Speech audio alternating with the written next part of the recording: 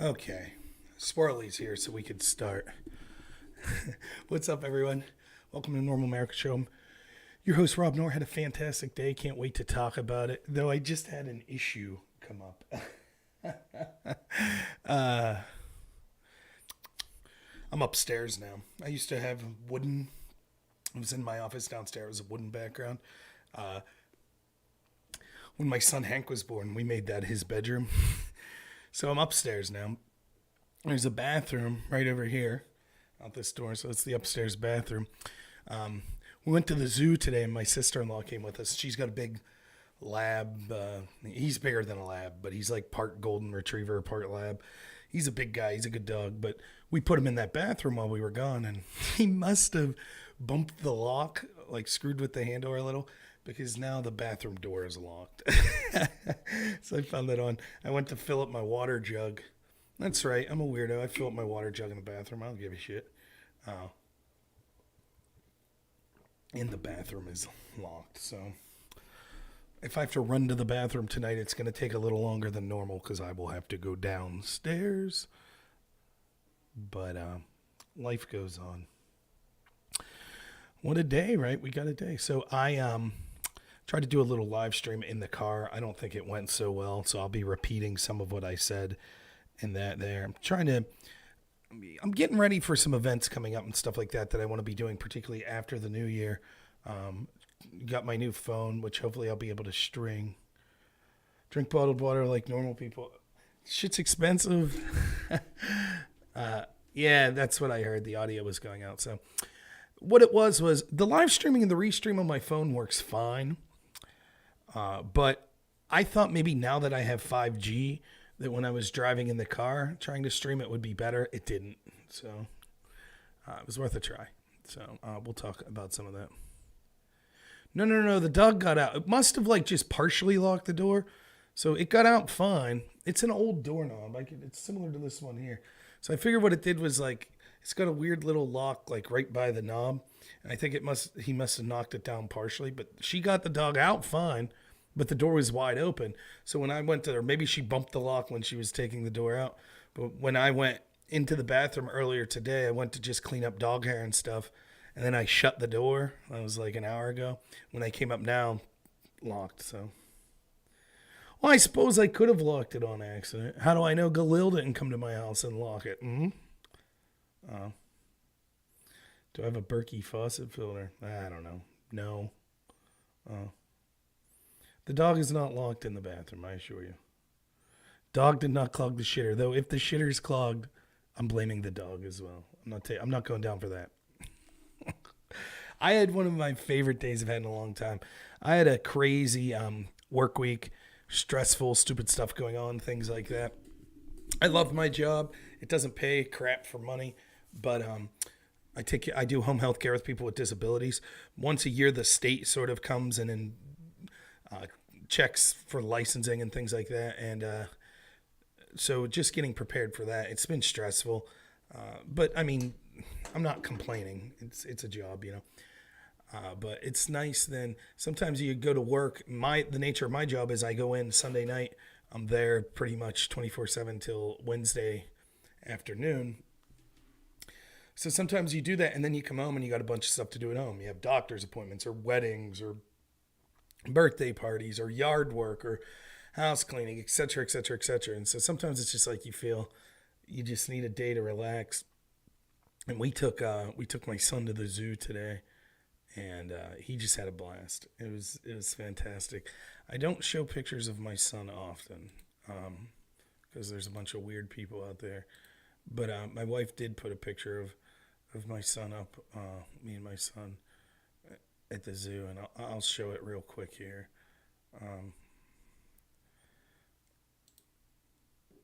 You could see a little. This was us at the tiger exhibit, so.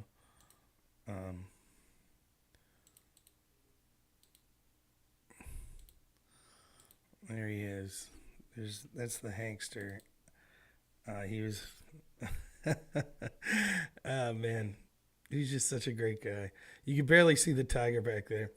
What's funny is in this photo, he, he wasn't that interested in the tigers. So that like enclosement that they're in there, right off to the right of the screen, there's a little waterfall. He loved that waterfall. The tigers, it was like, yeah, hit or miss. Thanks, Deadly Oval. Thanks for the sub. So yeah, he had a blast. He had a lot of fun. Does anyone want to guess what the favorite thing he saw was? We went to Pittsburgh Zoo. So you have like normal zoo animals, and they have a small aquarium. Does anyone got a guess of like one of the top three things that he liked? Um, it's always surprising to me the things that interest him. You would think like, oh, the really big animals and stuff. It was it two fish. Wow, that is incredibly close, Syrian. Um, Probably the second favorite thing he saw was in the aquarium. They have a bunch of little tanks with different types of fish, and they had like big fish that I thought he would think would really cool. Sturgeon. They had a big sturgeon that I thought was cool and stuff. He thought the fish that looks like Dory from the movie Finding Dory, like the saltwater fish. I don't know technically what kind of fish it is, but the deep blue colored fish, like the bright blue. He saw that from across the way and was like, "Yeah." So we went over. So he really liked that fish. That was probably his third favorite. His second favorite was a monkey, a howler monkey. This monkey was a showman. Let me tell you, most of the monkeys and gorillas, they were like, just doing their thing. A couple were climbing here and there. But there was this monkey, got right up close to the glass, a howler monkey, and he had a rope, and he was swinging on the rope, and then he would jump onto the glass, and then jump back to the rope and go swinging again. Hank thought that was pretty. It was pretty cool. But the number one thing, I'm not sure what kind it was, but it was a shark. Was his favorite thing, which surprised me. It was maybe a 3-foot shark. It wasn't a huge shark or anything. But the exhibit was really cool. The penguins were right across from it. I thought he would like the penguins, but he had no interest. This was like, it went like this. It was like a flat aquarium, but then it went up and over you. So you could stand there and look straight up, and the fish were over top of you. And the shark it would swim low, so you could see it like about where your knees would be. And then it would go up and go over you, and then just kept doing that loop. And Hank thought that was the coolest thing, like seeing underneath the shark. He would have stayed there all day. But his favorite thing was the slide. They had a playground, and he loves riding on slides. So it was cool, though. He liked the elephants. Liked the ostrich. He liked the giraffe exhibit. There were 2 little ducks in a pond in front of the giraffes. He could have cared less about the giraffes. He thought the ducks were cool. He kept yelling duck. And he also really liked it. It was cool because there was like an elementary school that had a field trip there. So he liked the little kids that were there for the elementary school. He was like watching them and laughing with them. So it was a lot of fun. And for those that don't know, he had broke his leg about a month and a half ago. So he's only been out of the cast for a little over a week. And he's just starting to walk he's still stiff when he's walking, but he's just starting to get back, getting close to where he was before. So he got to walk around and sliding on the slide and stuff. That's the first time he's done that since he broke his leg. So it was a great day for me. It's one of those days where you realize, like, I talk a lot of stuff on here that's depressing. I get animated. There's a lot of stuff going on in our country. I mean, for God's sakes, we could be on the cusp of World War III, of a nuclear war. But you got to take time, those moments, it's just, it's just incredible. It's very strange. Like, I have nothing to add. I'm not a philosopher. I'm not sitting here and like wax on poetically about life, but it really is a difference. Like, who I am now after getting married, meeting my wife and getting married, and after being a dad the way I look at life is 100% different than when I was just single. And, I was always a happy guy. I was, but now it's like you realize the things in life that you thought were important. It's like, oh, who cares? As long as I'm, Many people in Twitch policy is do not like Robert, but that's fine to each their own. Yeah, whatever, Ace Man. Twitch politics, yeah, I hear you. Let's take on the 25-day diesel supply running out. Well, I happen to know a lot of truckers. Courtney's stepdad's a truck driver, and we're close to him. In fact, we saw him here today. We see him almost every day. And I'll tell you this, truckers are worried about it. I'll tell you that. Down south, they've been issuing some warnings. He's a lot of the stuff that goes into trucks, tire prices. There's a lot of truckers that are trying right now to buy tires, like drive tires, because the scuttlebutt is after the new year, the prices are going to go through the roof because all this problem with fossil fuels and diesel and things like that. Blue Tankfish. Thank you, Sweet Tat. Very good. Paul Pelosi, we'll talk about them too. Chris goes on here. Look at this. Okay, for those that don't know, Chris goes on here. Every time this guy comes on, he asks me to tell fishing stories. And although I didn't go fishing today, I went to the aquarium and I'm talking fish, and he doesn't even mention it. Come on, Crisco. You're letting us down. Here I was going to go live streaming fishing all day tomorrow, but it's over with now. Oh, thank you for that, Brandon. Yeah, Toddler's in the cast are up, but hey, man, he's over it.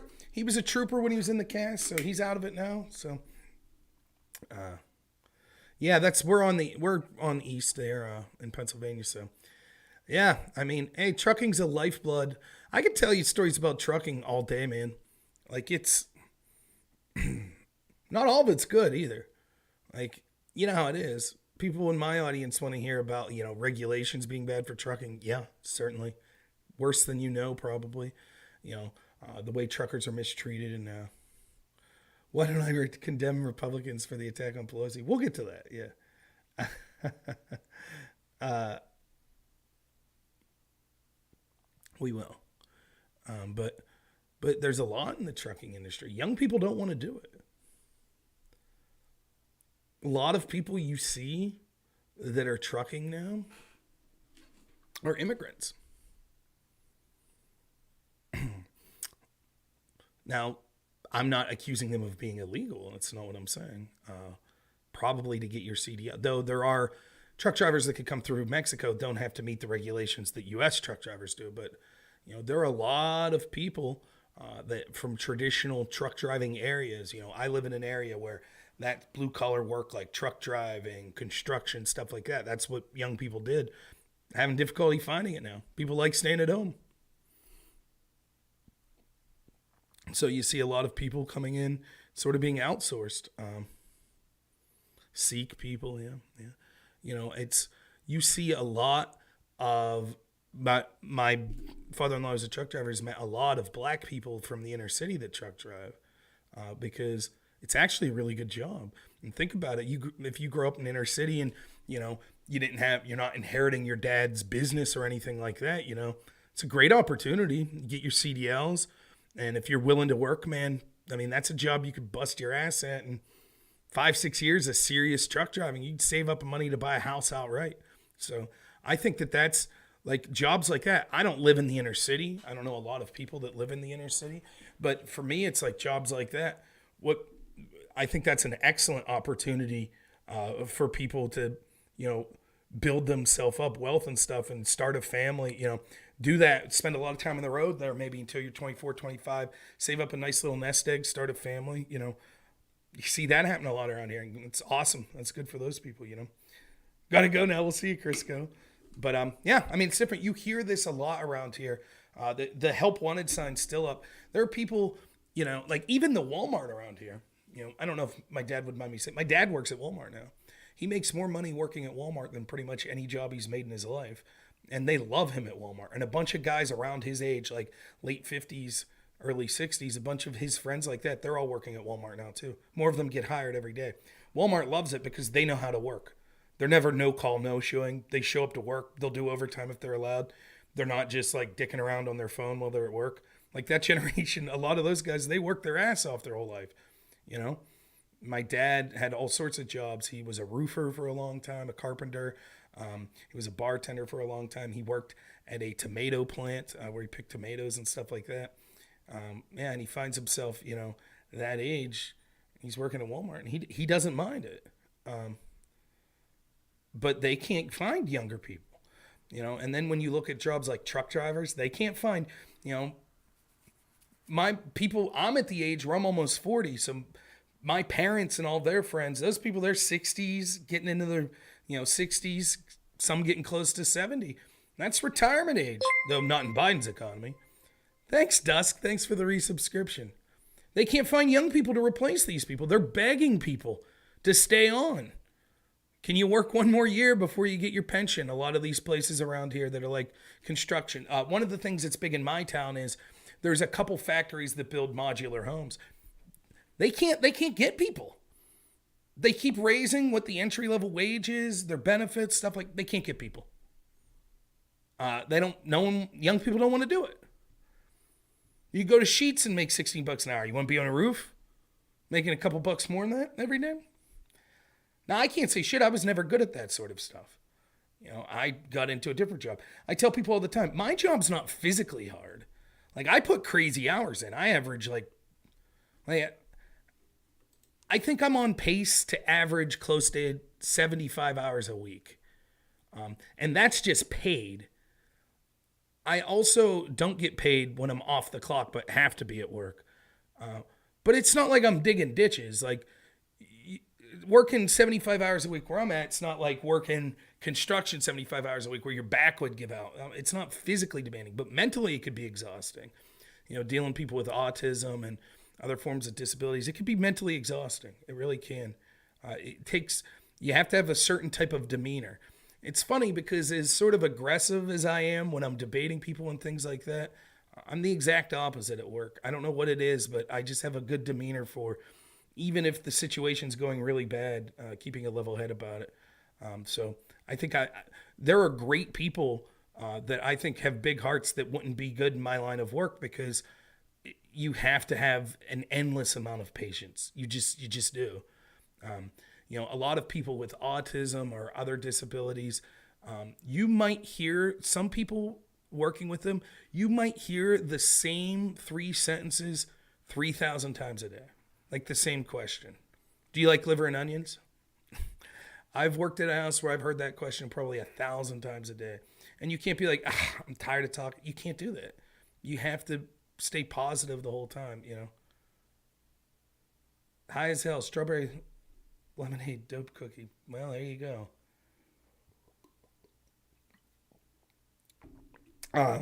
Fuck liver and onions. Don't say that to the one gentleman I worked with. He's a big liver and onions fan. I do not care for liver and onions. I like onions, but you're high. What do you know, Galil? Yeah, I mean, in all the fields I know around here, they can't find people to work. No one wants to work, but all right. Yeah, thank you, Sparky. Thanks for pushing people towards Comfy. So we'll bring up the chat from Comfy here. In fact, I could do that pretty much now.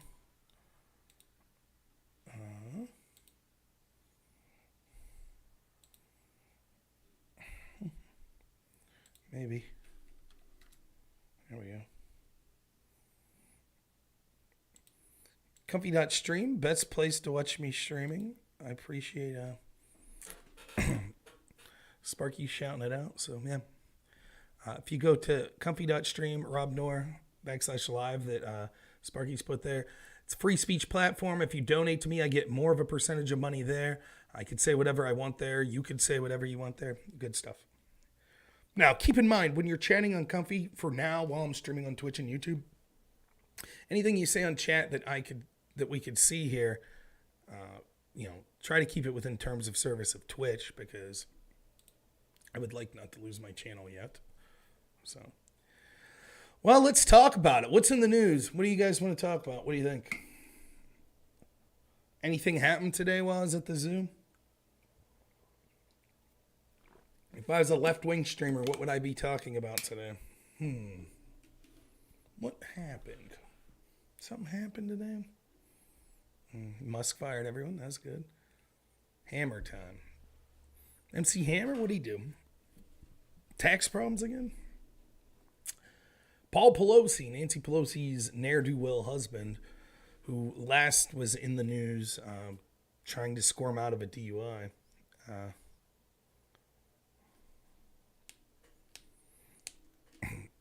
Apparently, 2:30 a.m. last night, was attacked by a man in his underwear with a hammer.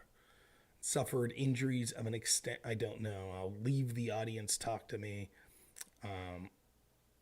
if they know the details. So I kind of covered this a little in the car. I will cover it here now. I'll bury the lead a bit. I'll talk about the part people don't want me to talk about first. I'm not going to speculate. Was he having gay sex with this guy? Was it a drug deal gone right? I don't know. I think it's fair to say the story seems strange. I think that's fair. Pelosi is third in line from president. She's very wealthy. Her family's very wealthy. It seems odd that a man, I'll just put it this way.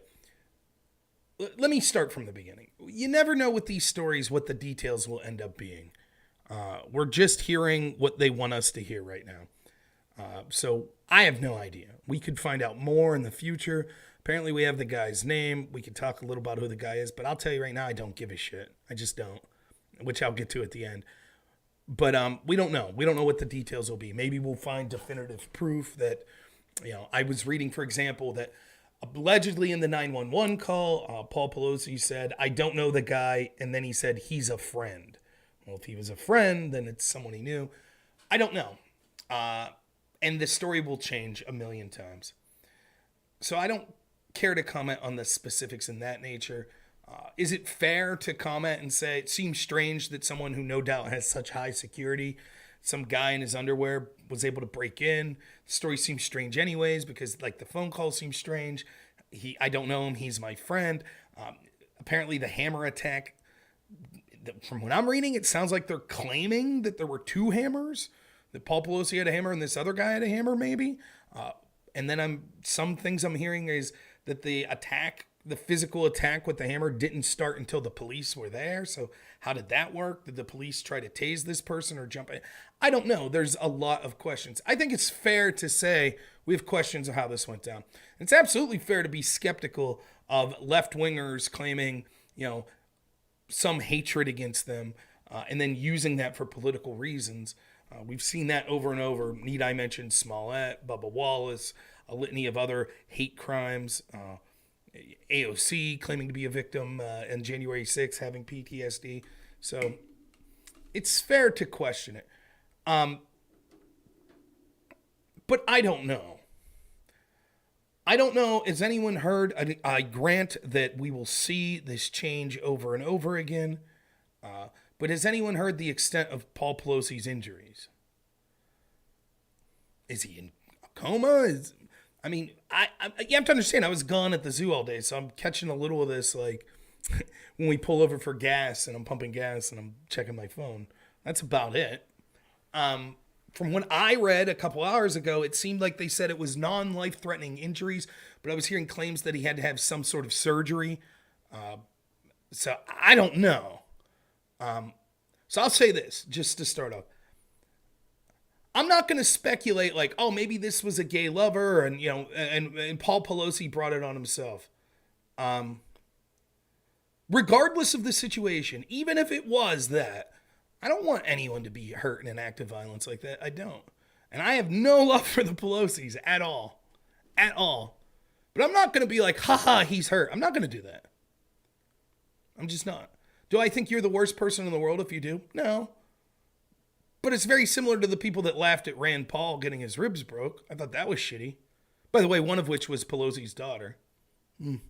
Karma's a bitch. I don't know. So to each their own. I'm not going to be like, you're banned. You made fun of Paul Pelosi. I'm just saying I ain't making fun of him. That's not me. That's not what I'm going to do. And I don't know. I think it's fair to question, is the incident as it seems? I think that's fair. But, like a lot of things like this, I try not to jump to conclusions because oftentimes the story massively shifts, and we don't have a crystal ball. And I understand not being trusting of sort of establishment narratives. I'm one of the least trusting of establishment narratives. But if you could see into a crystal ball, what if it does turn out that this was just some lunatic? I mean, hell, maybe it wasn't even political. Maybe it was a robbery gone bad or something. And this was some lunatic. I'd feel real shitty if I mocked Paul Pelosi, oh, it must have been a drug deal gone bad, a gay love thing, blah, blah, blah. And it turns out it wasn't. And he got like a fractured skull. I'd feel real shitty. So That's just me. I'm not going to jump on that. That, again, I'm not going to freak out if other people do it. But, so I don't know. What are the possibilities? Well, I say this a lot to people that are, and I don't use this term derogatively, to people that are more conspiratorial than me. One of the things I say is not everything's a false flag. Sometimes bad shit happens. Like sometimes a right-winger will do some crazy shit. It happens. It doesn't mean there aren't incidents where it's made to look like that, but it isn't. But sometimes it does happen. But what I do know is this, that the establishment is experts at exploiting these situations for political purposes. So the possibilities could be maybe it was exactly as they're claiming. Maybe it was some guy who was, wrote a manifesto and was like, yo, the Pelosi's, rah, rah, rah. I hate the Pelosi's. They stole an election, blah, blah, blah, blah, blah. Maybe that happened and that's why he went there. Or maybe it was a gay lover situation. Or maybe it was a total random robbery. Either way, Nancy Pelosi is going to exploit the situation. The Democrats are going to exploit the situation. So for me, I have to be honest. I don't really care about the details that much for what I'm about to say. For the sake of argument, everything I'm about to say, I could assume, this was a guy that was inspired and believed right-wing talking points. For the sake of arguments, I could say that. And my answer is, I don't give a shit. I don't care. I don't care at all. I care that Paul Pelosi was hurt, but I care he was hurt the same if it was political motivation or if it was just some nut job or if it was a personal situation. I don't want to see someone get hurt. I think that's terrible. I feel terrible for him. I do. Even if it was a drug thing, even if it was like a prostitution thing, I still feel terrible for him. Getting beat with a hammer, who the hell would I wish that on? Terrible. But as far as do I feel bad if it was someone who agrees with some of the things I think politically? No, not at all. Nope. Not one shred. I don't give a fuck what the people trying to exploit this say, because they've exposed themselves as hypocrites on this topic so many times that I've lost count. I'm not even giving them the time of day to even remotely entertain what they're hemming and hawing about today. Fuck them. That's what I say. But Rob, let's look at the details. Like this guy, he was known to post on 4chan. He was on Truth social media. Don't care, don't care, don't care. Rob, are you uncomfortable that maybe he listened to your channel? Don't care. Those of you that have been here a while, have I ever once even remotely came close to suggesting that any sort of political violence is justified? Nope, I have not.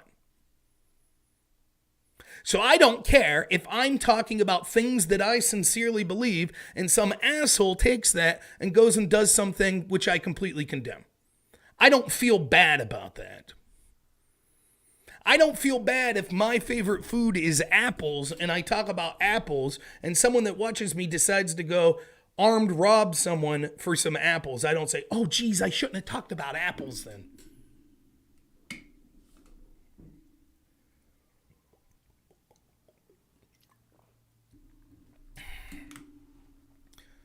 Mitch, that's a hypothetical. Of course, there's always potential situations, right? Yeah, I guess what if what happened was Paul Pelosi was in the middle of sexually assaulting someone and this guy attacked him with a hammer? Sure. There's nothing to suggest remotely that occurred. And I comment on things like imagine if I would have said that, well, now, I can't talk about Ron Paul being attacked leaving the Trump rally because what if those people attacking him, what if they believe that Ron Paul assaulted their child? Yeah, okay, whatever.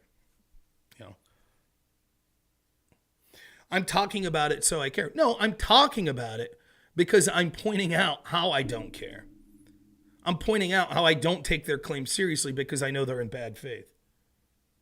So I don't care if this guy votes the same way I do. I don't care. It does not impact my decision to talk about what I want to talk about, my guilt, or anything like that. It doesn't at all. I don't care on that level.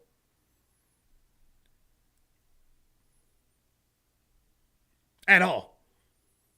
Violence is bad. Political violence is bad. I don't feel one shred of guilt. You want to know why? Where was Joe Biden and Kamala Harris and Nancy Pelosi and the Democrats and the media and the AOC and all of that crew when Chuck Schumer said, if Supreme Court justices overturn Roe v. Wade, they'll get what's coming to them. They've reaped the whirlwind and they will pay the price. And then a bunch of people use violence and intimidation outside of Supreme Court justices' homes to try to get them to overturn the case.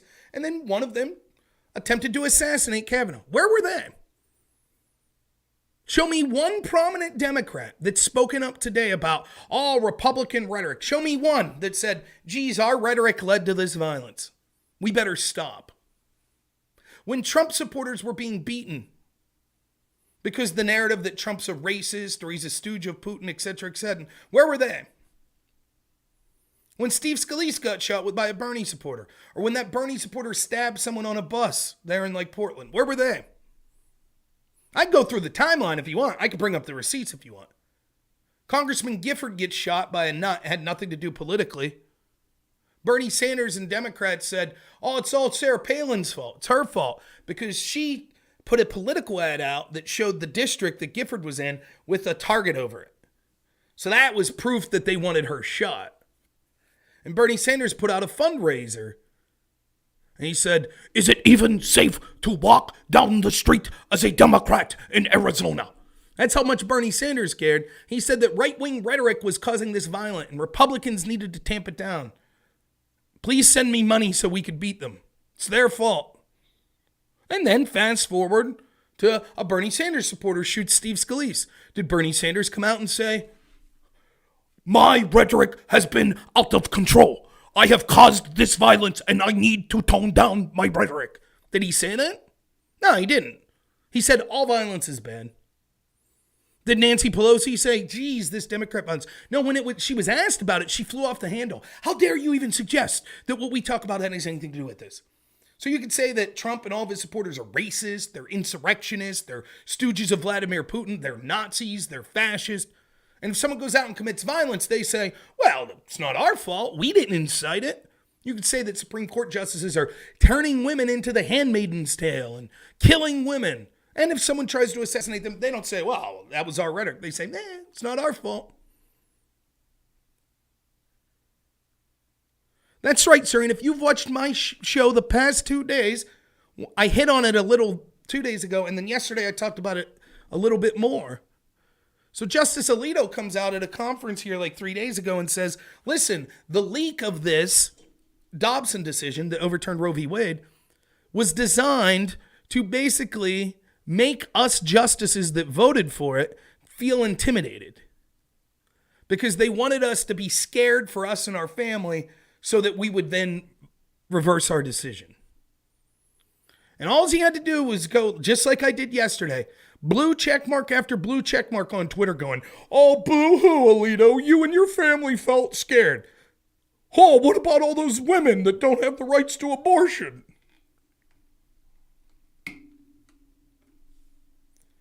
By the way, that's this week on Twitter that they were doing. That's after every single blue check and every single person on Twitter that was like, oh, boo-hoo, Alito. Every single one of them knew that there was an assassination attempt on Kavanaugh.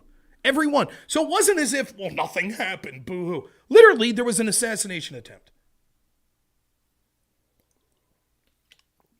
Pull up the tweets. Well, we did it last night, but I suppose.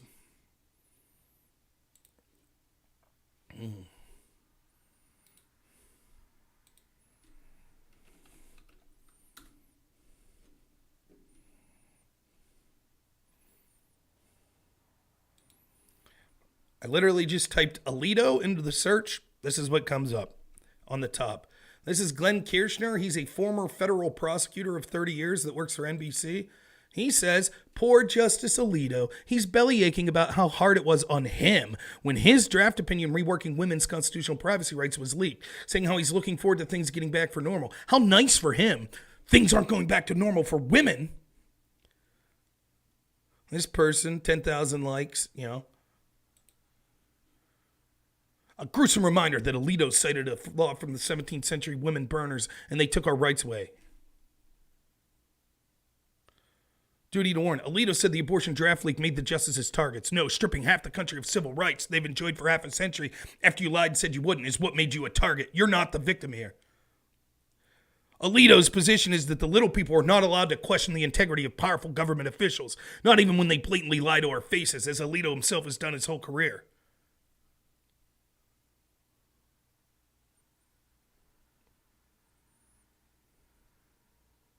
I love Justice Alito taking away the rights of millions of people and then complaining he didn't get to announce it himself. Jesus effing C. Can this guy be any more annoying? Sam Alito, who destroyed our reproductive rights, said the leaks of his draft overturning made him and his Christo-fascist colleagues target for assassination. Give me a break. The only ones getting killed are women and girls you portrayed. I hope Clarence Thomas, Justice Robert, Sam Alito, Neil Gorsuch, and Brett Kavanaugh, and Amy Coney Barrett never enjoy another peaceful meal at a restaurant.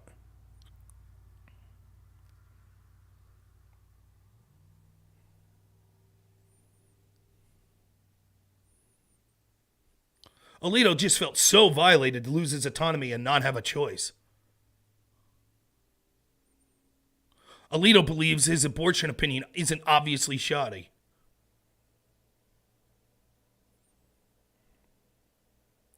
Robertson, Alito, and Barrett can fuss and fume, but their conservative dark money purchase SCOTUS majority indeed is bogus. Besmirched operation deserving of no respect. Yes, 10-year-old rape victims are fleeing across state lines so they aren't forced to carry their rapist pregnancy, but Sam Alito is the one who feels betrayed.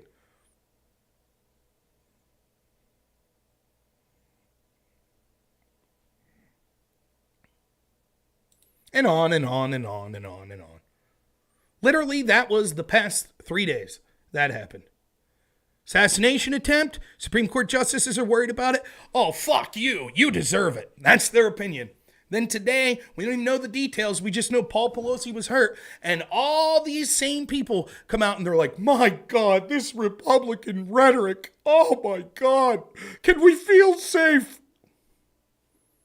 No, the investigation into the leak's still ongoing. Just like to the pipe bomber. I'm sure they're on it.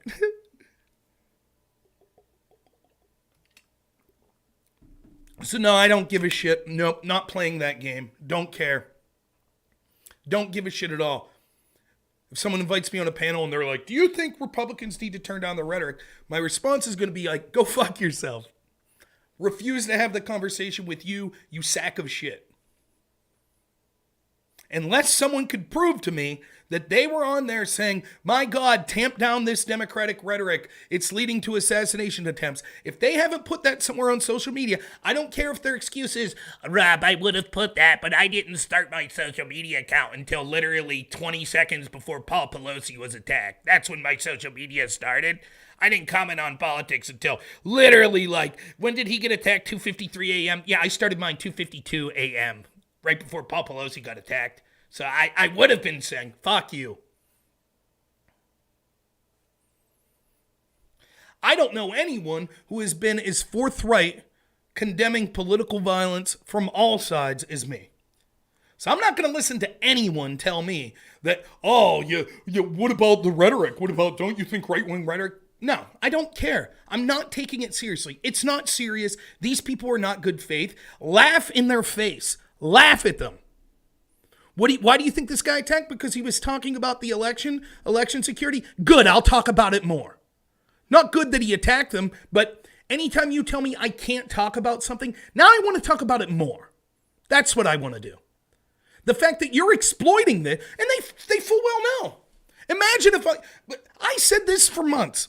Imagine if we were like, well, you can't talk about Roe v. Wade being overturned anymore because it led to an assassination attempt. So you're not allowed to talk about it. We should censor anyone on social media that wants to raise complaints about that. Nope, sorry, can't talk about it. Led to an assassination attempt. You think they would, for 1 second, fucking go, oh, yeah, that sounds reasonable? Of course not. So why would I give them the same benefit of the doubt? No way. Not my standards, yours. And by the way, my standards are they should be allowed to talk about that. Even if some nut went out and tried to assassinate Kavanaugh, that doesn't mean that every single person that's furious about that decision doesn't have the right to talk about it. Absolutely they do. I wouldn't have it any other way.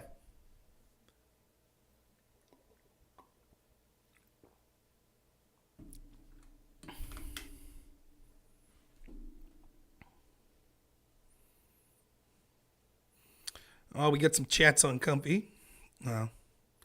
Was the attacker leftist? Again, I don't care. It's irrelevant to me. The attack's heinous. I condemn the attack. Whether the person was right or left-wing, what does that have to do? Now, if he was paid for by Donald Trump or something like that, that's a story. That's different. But if I'm supposed to believe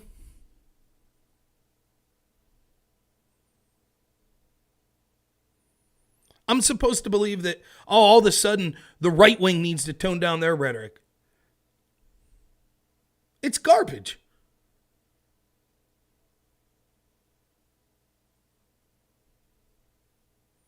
I'm a sucker for reverse psychology.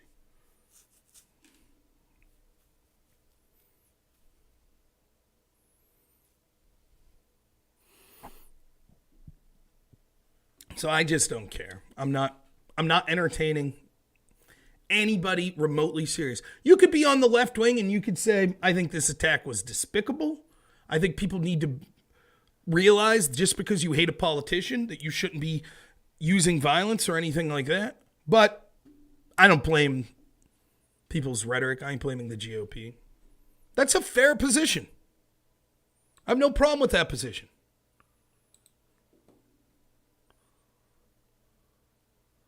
And here's the thing. Before I even get the, Rob, no one, because they'll gaslight us. And the next time this happens, the next time a right-winger gets attacked, the next time there's another Rand Paul or Steve Scalise, and I say, well, I thought that we had to watch our rhetoric. I thought that it was incitement.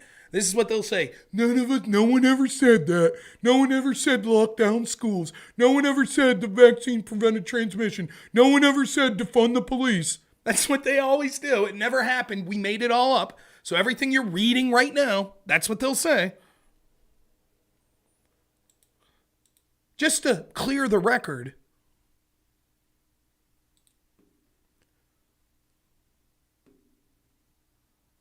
here's Joe Biden's quote from today. What makes us think that one party can talk about stolen elections, COVID being a hoax, it's all a bunch of lies, and not affect people who might not be so well balanced? Enough is enough is enough. See? Every good person of good conscience needs to clearly and unambiguously stand up against the violence. Well, where was Biden's DOJ when some guy that was inspired by Chuck Schumer tried to assassinate Brett Kavanaugh? Was it enough is enough is enough? One side talking about women become handmaiden's tale and, having to carry rapist children and blah, blah, losing their reproductive rights and blah, blah, blah. When you tell people things like that, it inspires. Where was he?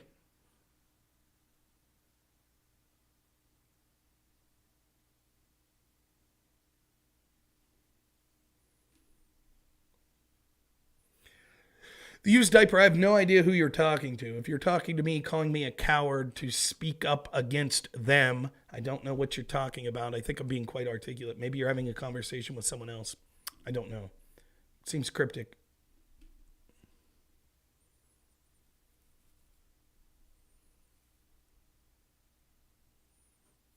Yeah, that's what I'm saying. What's your IP? I find the quality to be better on comfy.stream.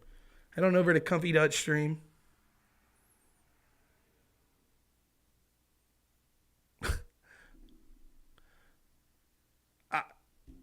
The used diaper. I talk quite frequently about left-wing bias in these platforms, which is why I'm encouraging people constantly to go to comfy.stream.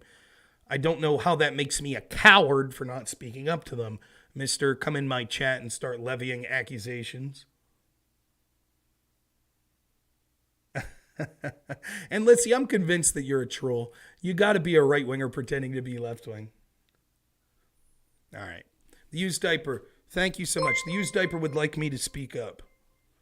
I am officially speaking up, not because of views that I have or the constant things I talk about, but I'm speaking up because someone named the used diaper called me out for not speaking up enough.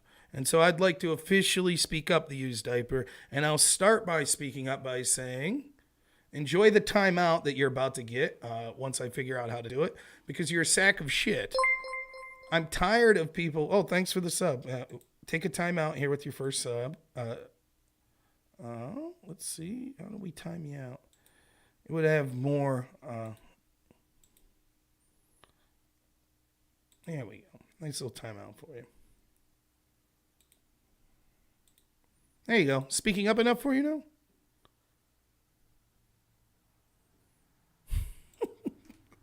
These people. By the way, Ankar was on here last night. I've had dealings with Ankar before. He goes by a different name on Twitch or Twitter. And I tweeted out today I was enjoying the meltdown of the left-wing people that are so freaked out that free speech could start occurring. And Ankar was like, oh, you say you're for free speech, but last night in your channel, you melted down when I suggested brigading and canceling left-wingers. Right. Because if you're for free speech, you have to allow people to use your platform to say, let's go brigade left-wingers and get them canceled. Go fuck yourself. Never seen someone self-identify as a populist before. You must not get out much. Why do I? Because I believe the biggest issue of the most importance in our country is corruption. I believe at the top levels of the Republican and Democratic Party, they don't care about the people that they claim to represent. That we have sort of a corrupt group of globalists and elitists that want government to enrich themselves and their allies and their own power at the expense of the average everyday people, whether they be left-wing, right-wing, etc. And so to me, populism means getting a government that represents the actual constituents that they're supposed to serve, as opposed to a bunch of institutions sort of having oligarchical rule that don't really represent the rest of us. That's why I identify as a populist.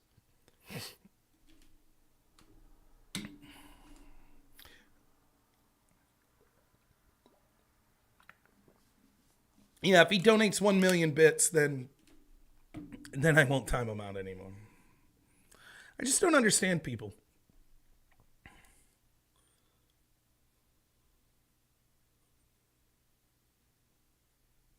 Do I believe putting some elite in power that isn't corrupt? I don't know. Did I say that? Elite's an interesting word, right? When I use elite in describing the people I'm talking about, I'm using that term in their self-description. In other words, they are people that think they are beyond and better than us, and so therefore they don't have to represent us. No, I would not embrace anyone like that in a position of power, even if they happen to agree with me politically. If you mean elite as in people that have more skills, more intelligence, more ability to influence people, yeah, I guess that's inevitable that those people will rise to the top. But their skills and things like that might be important in being in positions of leadership. But for me, they need to represent the average person. I guess it's worth talking about this here for a minute. I didn't. Thanks for the super chat. David, I really appreciate it. Says, I've been enjoying the streams lately. Chat contact Stix Hexenhammer to have Robin as a guest for his midterm live streams. I love Stix Hexenhammer. Who's Robin? I haven't seen Stix's stuff for a while, but I would love to chat with Stix someday. Yeah, I'll reach out. Let me write that down. If I can find a pen. Womp, womp. Oh, there we go.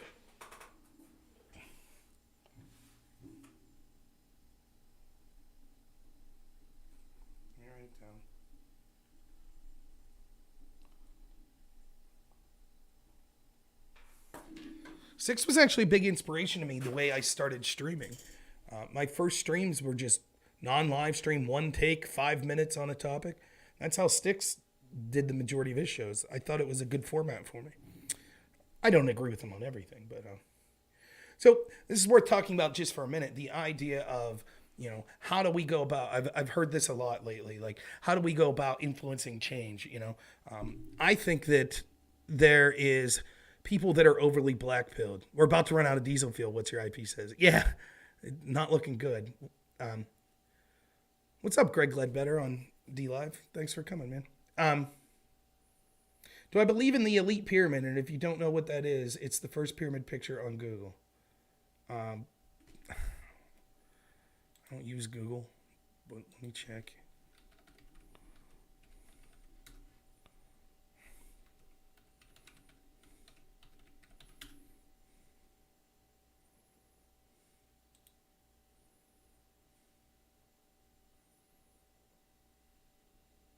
I have no idea. Luxor, Las Vegas, Pyramid Elite Studio. That's what comes up. Or it must be this picture. It's showing up fuzzy for me. I don't know. Like a lot of the conspiracy things, like, you know. I don't know that. I'll just say this. In general, when it comes to any of these specific pyramids or something like that, like diaper guys in your DMs, of course. When it comes to a lot of stuff like that, I don't know. It doesn't matter if I do or not. Is the easy. Do I believe in like skull and bones and people drinking blood out of skulls and, you know, doing eyes wide shut type orgies and shit? I don't know. It might happen. I think most of the shit that goes on isn't like that. It's sort of unsaid. It's a group of people that just think that they're better. It's like how you hear like the Hollywood left, what they really think, and the elite, what they really think of illegal immigrants. Well, we need people to mow our yards. We need people to clean our toilets, to, you know, be nannies for our kids. I don't think that they all sit around and they're like, we'll use illegals to be nannies for our kids. Like, it doesn't have to be like that. It's this understated thing. It's this system of privilege where people just associate with other people like that and think that they're better, almost a different species than the other people around them. Do I believe the Bohemian Grove exists? Well, it absolutely exists. Yeah, I agree, Sandwich. I'm not going to get derailed much anymore, but yeah, I see what's your IP. I saw you were there. Thank you for that. Don't worry, I'll push people to comfy here more. Yeah, put on our roofs, pick our crops, right? So yeah, I'm sure there's secret society type shit and stuff like that to some degree. I mean, there were definitely people sex trafficking with Epstein, you know, but it doesn't really matter.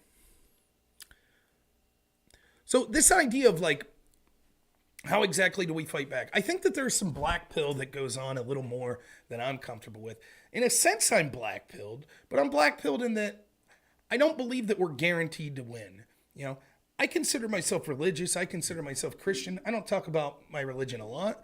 I'm not someone who's hell set on you have to agree with my religion or you're a terrible person or you burn in hell. I don't think any of that. I think that you could get to a system of morality that I think is completely acceptable in a host of ways, whether it be through Christianity, Islam, Judaism, atheism, any other religion, or ethical code, humanism, whatever. Like, it's possible. I have my feelings on some of that stuff, but it's not really my cup of tea. So you don't hear me judge people a lot for that sort of stuff. And there are things that Christians really dislike about me, such as I support gay marriage. So I'm not focusing on that angle of it, but I feel that I'm not saying like, oh, we win in the end. God wins. That's not the comment I'm making here. That could be true. But I choose to operate on this planet, and I think you should, regardless of what your religion is, that we should do our best to advance humanity, to be good people here, to do what's good for ourselves and our family and people here. That's what we should do. We shouldn't be like, oh, it'll all work out in the end. God will take care of it, so I don't really care. I think that's a crappy way to look at it, regardless of if you're religious or not. You know, I don't think we're guaranteed to win. You know, I think that I understand that eventually we'll lose. Everything's a pendulum, right? So when you're looking at things, you're looking at it like in twofold, like sort of your lifetime, but also sort of the immediate what happens to your surroundings, whether it be your country, your family, etc., after you're gone. I don't mean 500 years. I mean like 50 years after you're gone. What do things look like? I love the United States. I think it's the greatest country in the history of the world. I think that the foundation of this country based on individualism is the best foundation of a country, the best foundational documents in existence. And those sort of values are what I want to see promulgated. The ideas of freedom and liberty and personal responsibility and individuality. I love that stuff. And that's what I want to see. I say this all the time. It's one of the things I don't understand about the white nationalists. To me, 100 years after I'm gone, I would rather see people that think like me than people that have the same skin color as me. The skin color thing, I don't begrudge it. If you're concerned about people that share an ethnicity with you, you have every right to be concerned. But for me, it's just, I don't give a shit. I just don't care. Right? That's right.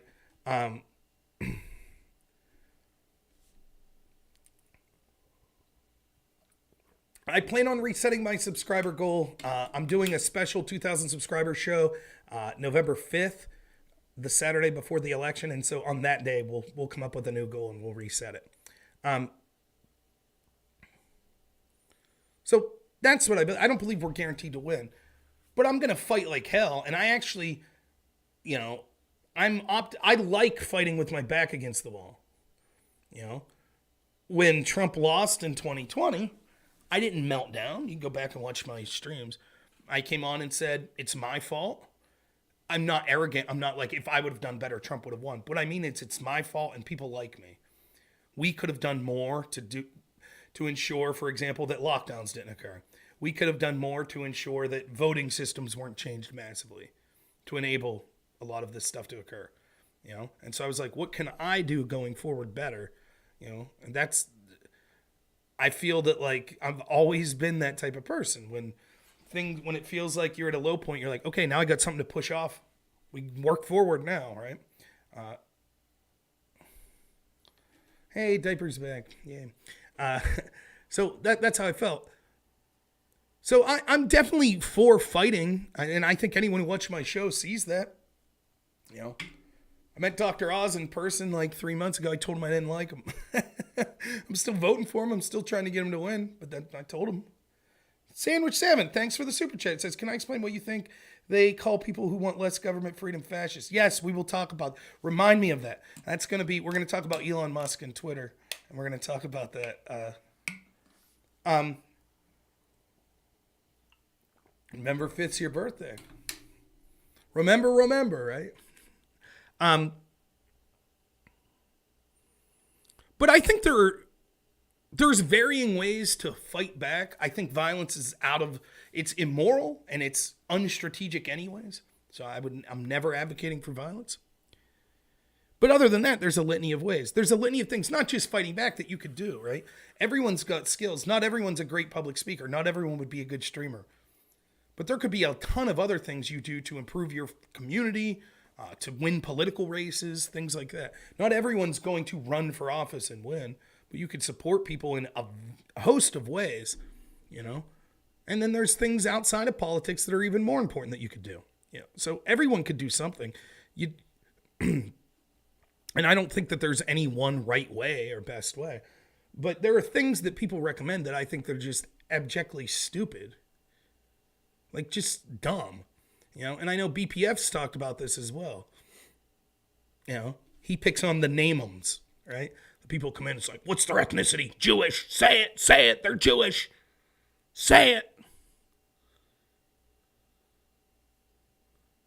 It's stupid. There are certain issues there's certain things that you have to make a choice. I could make a choice, right? My choice could have been for 2 years now to say, you know what?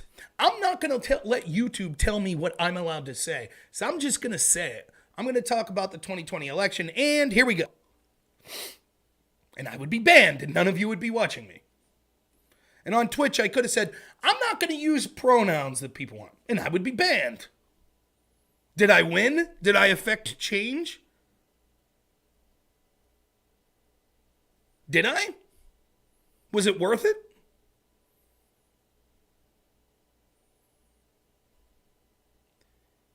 You have to, at some point, you have to pick your battle.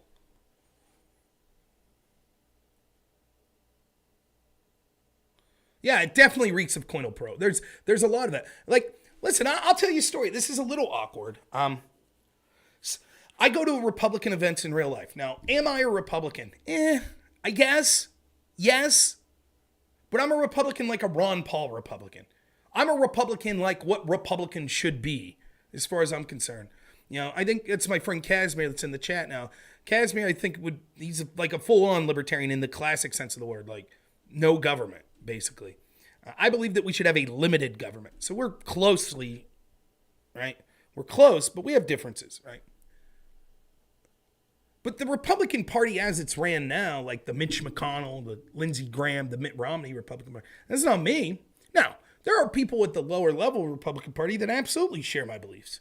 And there are people that are getting better in the party. Your Kerry Lakes, your Blake Masters, your J.D. Vances, that type of people. All right, use diaper. Last chance, man. I'm just going to ban you. Just derailing. You have nothing to say. Last chance. I don't give a shit. I usually have a modicum of, patience with people, but, an anarcho-capitalist, but nonetheless, like, I think that me and an anarcho-capitalist and libertarians of different veins and stuff, we share sort of this belief in freedom and responsibility. We just have a different threshold, like 100% versus me maybe 95% or 90%, right? What's up, Webmaster? How you doing? What if you served 7 years in the Army? Thank you for your service. It doesn't excuse you for being an asshole derailing my show. Have a great life. What's the difference between a full-on libertarian and anarchist? Ask Casimir. He would know better than me. For me, there are different types of libertarians. So when you say full-on libertarian, I think that, libertarians, to me, a libertarian would be someone who believes basically,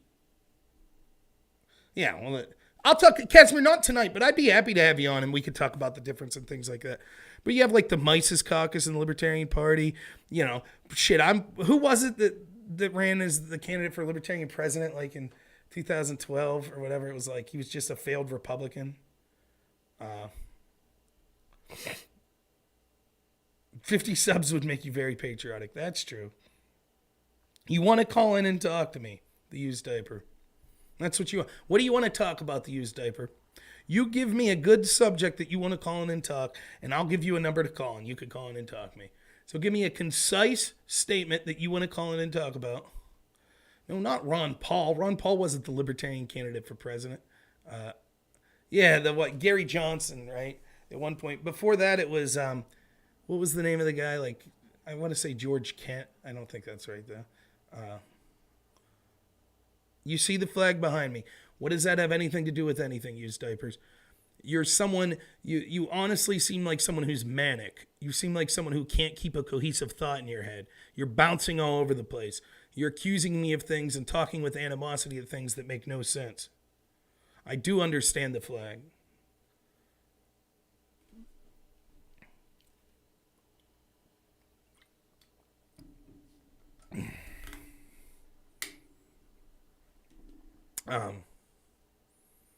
Conservative, right. Yeah. So I guess the point I'm trying to make with this little spiel before I'm dealing with this moron in chat here, this diaper guy, is you have to pick and choose your battles when it comes to play. It's one thing to, you have a political belief and you don't want to compromise on it. Sometimes you need to compromise, unfortunately. But it's a very tricky thing. But when it comes to crafting a message and doing things of that nature, like, you can't claim something you've never done. That's true. I'm sorry. I claimed something I've never done. That's wrong. I agree. I just want to take this moment. The used diapers just let me know. I've claimed something I've never done. I'm sorry. It's wrong. It is. It's absolutely wrong of me to have claimed what it is that I've claimed that I've never done. And I'm sorry. I am very sorry. One of the things that I've claimed, though, that I'm happy to say that I've claimed and I have done, is ban the used diaper. I have done that, so I'm free to go ahead and claim that. Thanks, Epic. Thank you. I try to be honest. Yeah, I don't know if he's drunk or just manic, but Gone now. Now I'm sure he's creating another account to come back on and say his piece. I think it's just a troll or someone who's drunk or something, yeah. Stolen valor for having a flag, I guess. Unbanned for a patriotic 50 given subs. If he gives 50 subs under a different, yeah. If I get 50 subs, I'll unban him from anyone.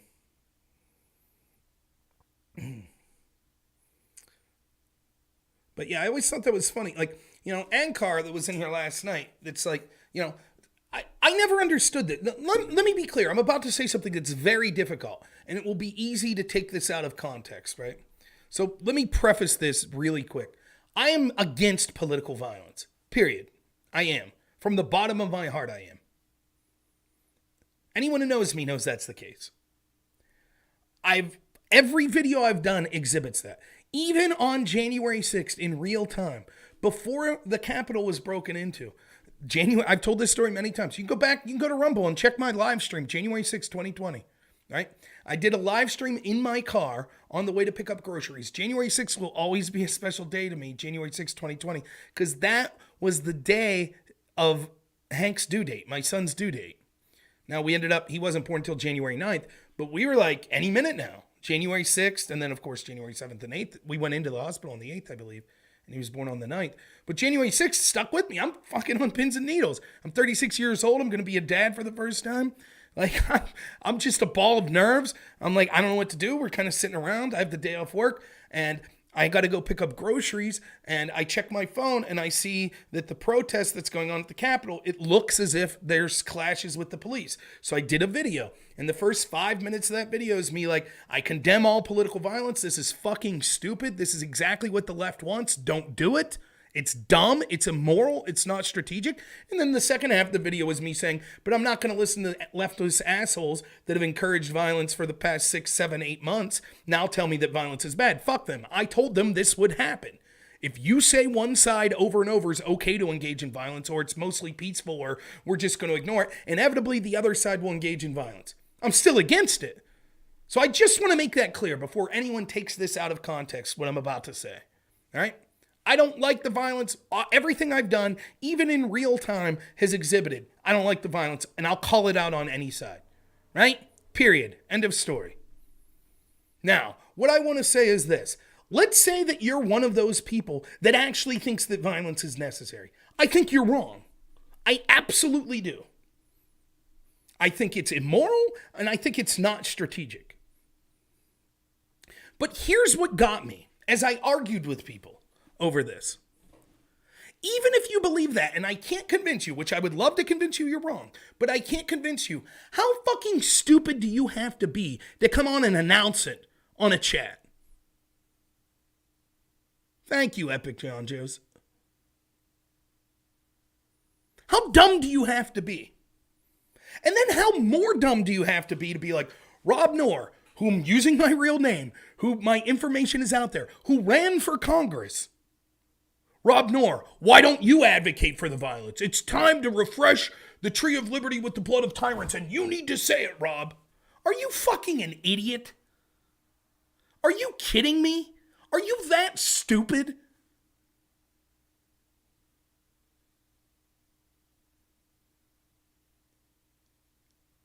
It's so dumb.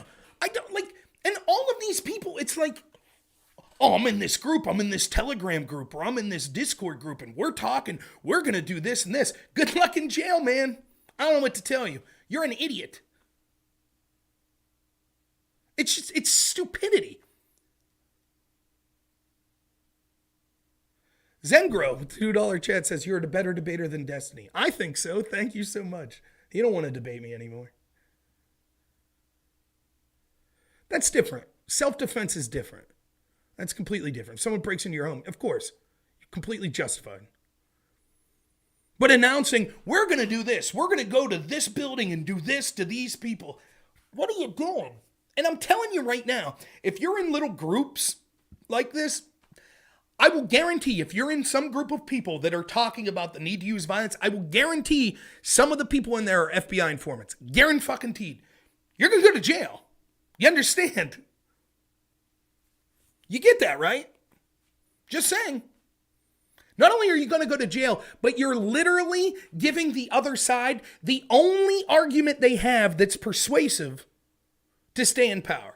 Because the more that people see how shitty the establishment is and how shitty the Democratic Party is, the more they'll reject it.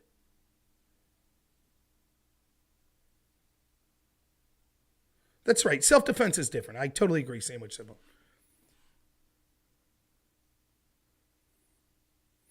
And then, even at another level, there are positions that you might hold. Now, I'm honest. I'm honest about my positions. I really am. But if you have positions that you know aren't just wrong because the powers that be say they're wrong. So, for example, if you have opinion, I'm on Twitch now. I already talked about this. You got to be a little careful. You got to play the game somewhat, right? So I'll be a little careful. People that have watched me stream know I've made my piece known on things such as gender surgery for children. I think it's wrong. I'll just leave it at that. I'm not saying change your opinion on that. But if your opinion, like my friend Ankar, who's pissed at me from last night, when I did a panel with him, right? We did a panel on illegal immigration, right? And I give my take on illegal immigration, and I'm like, I don't fault, for example, the kids that were brought here before they knew what was up and were illegals. We have to secure the border first and foremost. Then we could talk about what to do with DACA people. And, that doesn't mean all illegals are shitty or anything like that, but we have to have a secure border and blah, blah, blah, blah, blah. Right? I'm saying that. And then Ankar speaks. You know what Ankar says? You know what his take on the border is? Ready? Put machine guns up at the border and kill anyone that comes close to it. Peer review. I choose to not respond to your whataboutism. Yeah, that was Ankar. Now, the rest of that panel, do you think we talked about my take on immigration? Or do you think that the leftists chose to focus on the person who said we should execute anyone who even comes near the border? I wonder what position.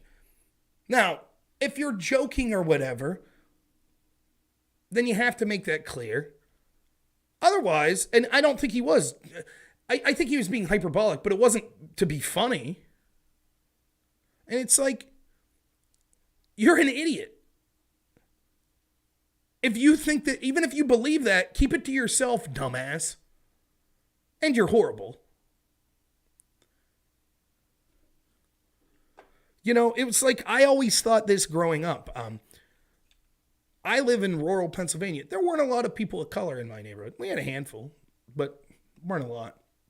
But in a town right up the way, I remember we used to go, it's about 15, 20 minutes from my house growing up, where my grandparents were in a nursing home.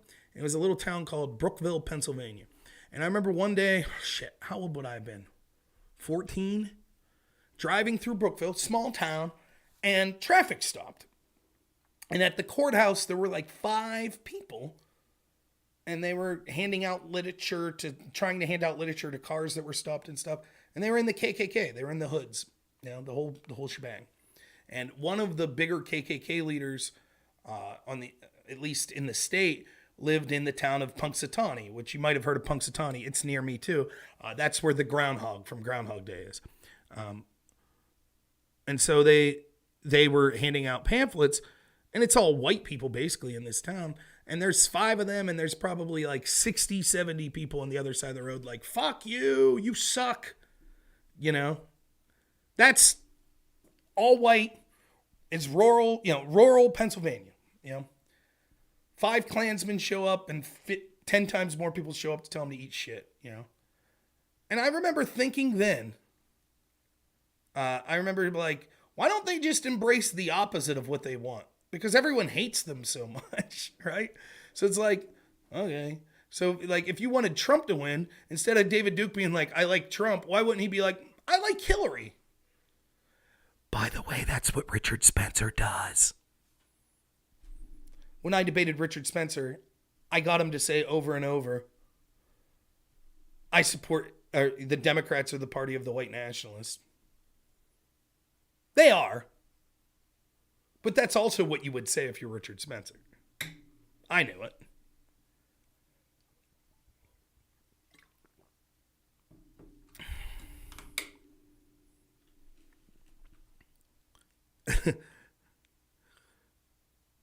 So it's like, at some point, it's like you got to realize, even if you're sincere in your fucked up beliefs, you're just hurting your own side. So, I don't know, I just thought it was funny. And the thing that Ankar was pissed about last night was, because as someone who advocates for free speech, I should be willing to accept people coming on my chat and saying, hey, everybody, let's go brigade specific lefties to get them canceled. Fuck that.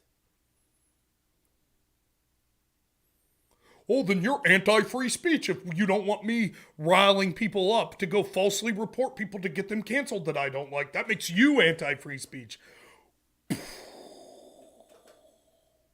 Whoa, you did it, man. You just blew my mind, man. Yeah, man, like, it's like, if I don't want to support people with, armed robbing people, then I'm actually for armed robbery. Whoa, man. It's like, if you're for borders, but you're not for me wanting to tear down borders, then it's like you're not for borders, man. Whoa. We did it, man. You're free speech. Let's go cancel people. That's how you have to be for free speech. Yeah, man. Yeah, you did it, man. You did it. Woo! There's a big brain take, man. You got it. And then to shit on me on Twitter today over it. Wow, got it, man. And that gets me to the question that Sandwich was donated generously the super chat to, which was all of these people saying that you're fascist if you're for a guy buying Twitter and having more free speech. That's fascism.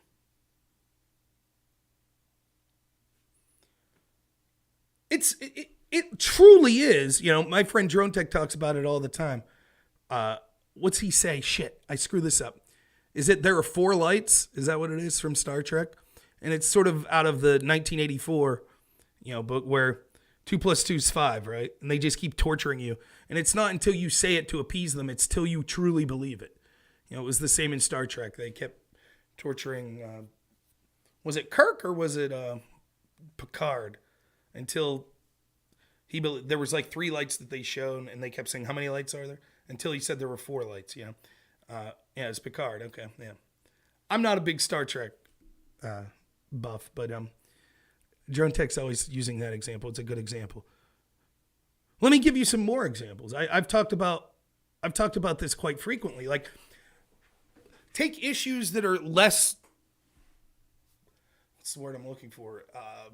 Basic, right? Like a more specific issue. Overturning Roe v. Wade was anti-democratic. Now, you could believe what you want on abortion. You could think that overturning Roe v. Wade was bad. You could think that overturning Roe v. Wade puts women in chains. You're wrong, but it is objectively the opposite of the truth that it's anti-democratic. It's more democratic. Period. Despite what the left would have you believe, overturning Roe v. Wade did not make abortion illegal.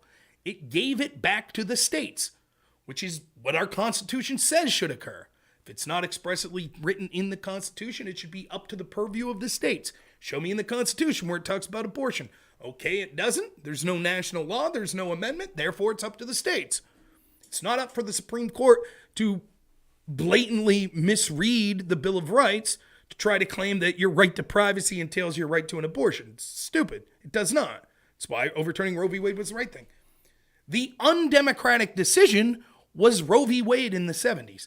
That was a bunch of justices deciding to put their thumb on the scale as opposed to allowing the people to vote for what they wanted.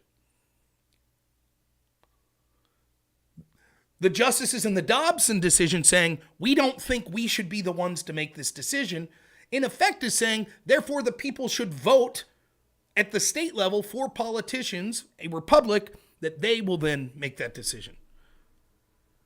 That's more democratic. The most democratic would be put it on the ballot. Make it a ballot initiative in each state.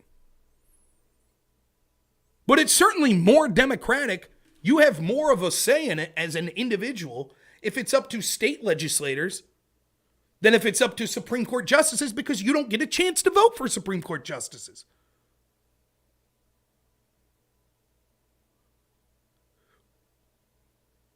But the same people that told you that John Fetterman did well in that debate are telling you it's anti-democratic to leave it up to the will of the people.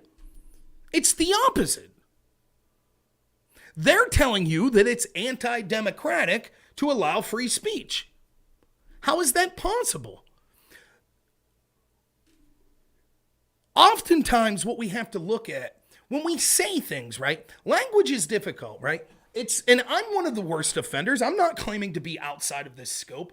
We use language oftentimes in an overly broad way. So the classic example is when I'll say, Democrats want to do X. And then inevitably, once a month this happens, if not more, someone will go, I'm a Democrat and I don't want to do X, so don't say Democrats want to do X.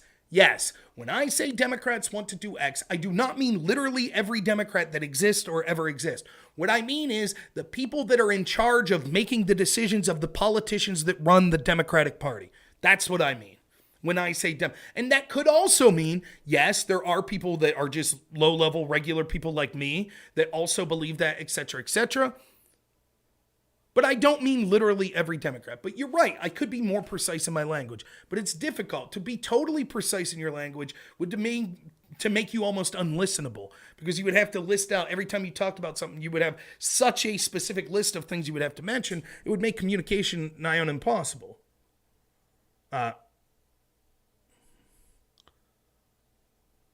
That's just the way it is. So what is it when they're complaining about democracy, harming democracy? What are they really complaining about? In spirit, what they really mean is the will of the people is being usurped.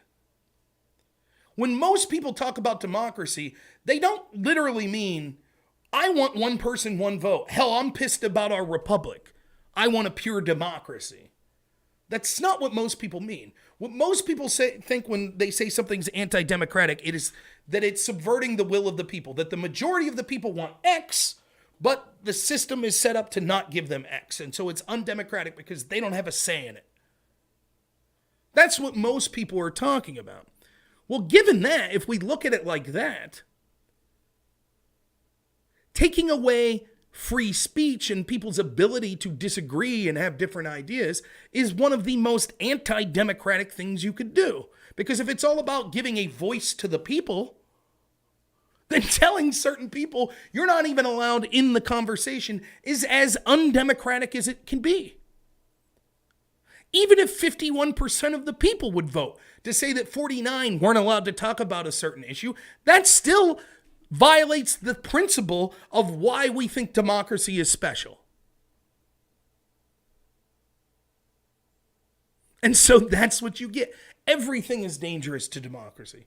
Everything. Democratic elections are dangerous to our democracy. Oh man, Republicans are winning the general ballot right now in most polling. So just go watch what are all the lefties, the Jennifer Rubins and the AOC, what are all that crowd? What are they saying? Oh man, our democracy's on the verge of defeat. Why? Because we're having elections and they're not going the way you like. So that's anti-democratic. The more democratic thing would be to not allow the people to vote for what they want. That's what they'll have you believe. This is 1984 shit. War is peace. The truth is a lie. It's literally the inverse of the truth. And they do it all the time. The warmonger party, the people that want never-ending war in places like Syria and Ukraine, say that you're a xenophobe if you don't agree with them. Xenophobe, violent towards others in other countries, outsiders, that's literally what you're suggesting.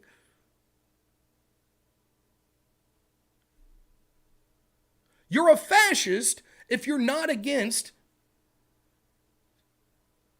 censorship of those that you disagree with. That makes you a fascist. I was a racist. Want to know why I was a racist? Because I didn't like people, including many white people, going into black neighborhoods and lighting fires because they were pissed about George Floyd. Imagine that, me saying, hey, stop going to those black communities and destroying them. Racist! What?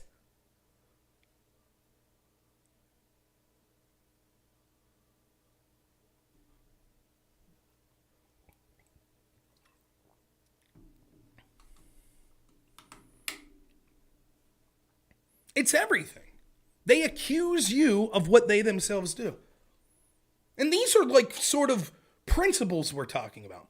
Free speech, right? Racism. But it even works at this right down to the specific level. Trump's colluding with Russians to get disinformation on his opponent to try to influence the election. He didn't. That's what Hillary's team did, and the FBI. It still amazes me to this day, and I don't know anyone who's put it quite as succinctly as I'm about to. The entire Trump-Russia collusion investigation could be boiled down to this. You ready? You could clip this if you like. Hillary Clinton demanded that and wanted the FBI to investigate Trump for the alleged crime of colluding with Russians and promising them things like possibly money or votes in order to get dirt on his opponent. And the way that Hillary Clinton's team and the FBI sought to prove that was by colluding with Russians to get dirt on Trump. Let me repeat that. They accused Trump of trying to get disinformation against Hillary from Russians, and to prove it, they went to Russians and got disinformation about Trump.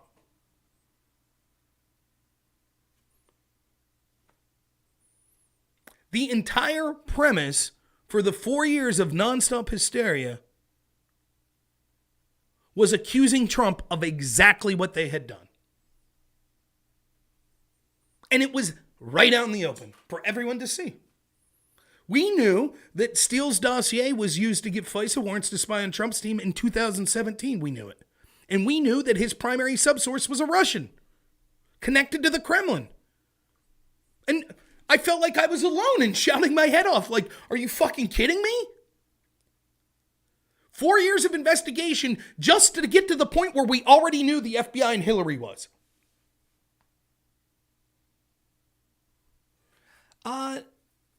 Do I think that they won't make any arrests on Trump collusion because the establishment fears a civil war, so they'll try to sweep it under the rug?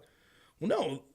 They won't make an arrest on Russia collusion because they were unable to even have a convincing story that there was Trump-Russia collusion, so they couldn't arrest him for that. They'll try to arrest him. Eventually, he'll be charged for the January 6th shit, but they're not going to charge him for the Russia collusion because they tested it and they couldn't get a compelling story.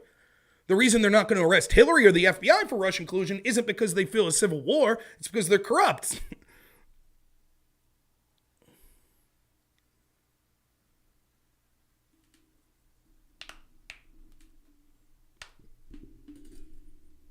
This stuff happens all the time. They accuse Republicans of inciting violence. Their rhetoric is dangerous and divisive. Meanwhile, they tell you you cling to your guns and Bibles, that you're a 10-toothed racist rube, that the guy you voted for is a Russian spy, that you're a fascist Nazi, that you're an insurrectionist. The best I could sum this up in an interaction that I've had that you've all seen.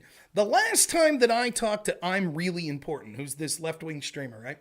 I talked to him and we impromptu talked about Ukraine.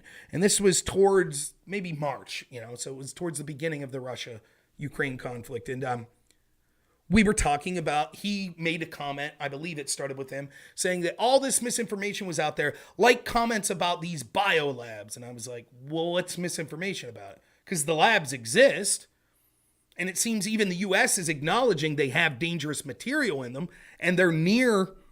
The U.S. has been helping operate those labs, and they're near the Russian border. All of that is agreed upon. And all of that's reason to be pissed if you're Russia.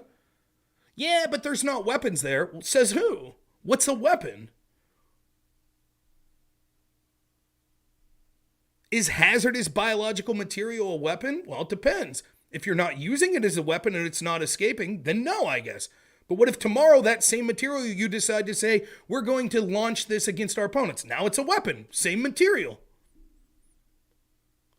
And even if it's not a weapon, that's not the only accusation, because even if you didn't plan to weaponize it, if you're using gain of function to make viruses more lethal, or if you're housing material that could be biological agents that cause significant damage, you don't have to intentionally use it poorly. You could make a mistake, and it could end up affecting Russia. Would you want to live next to a biolab with dangerous biological material? Probably not, because you would say, no, I don't want to take the risk. Doesn't matter if it's a weapon or not.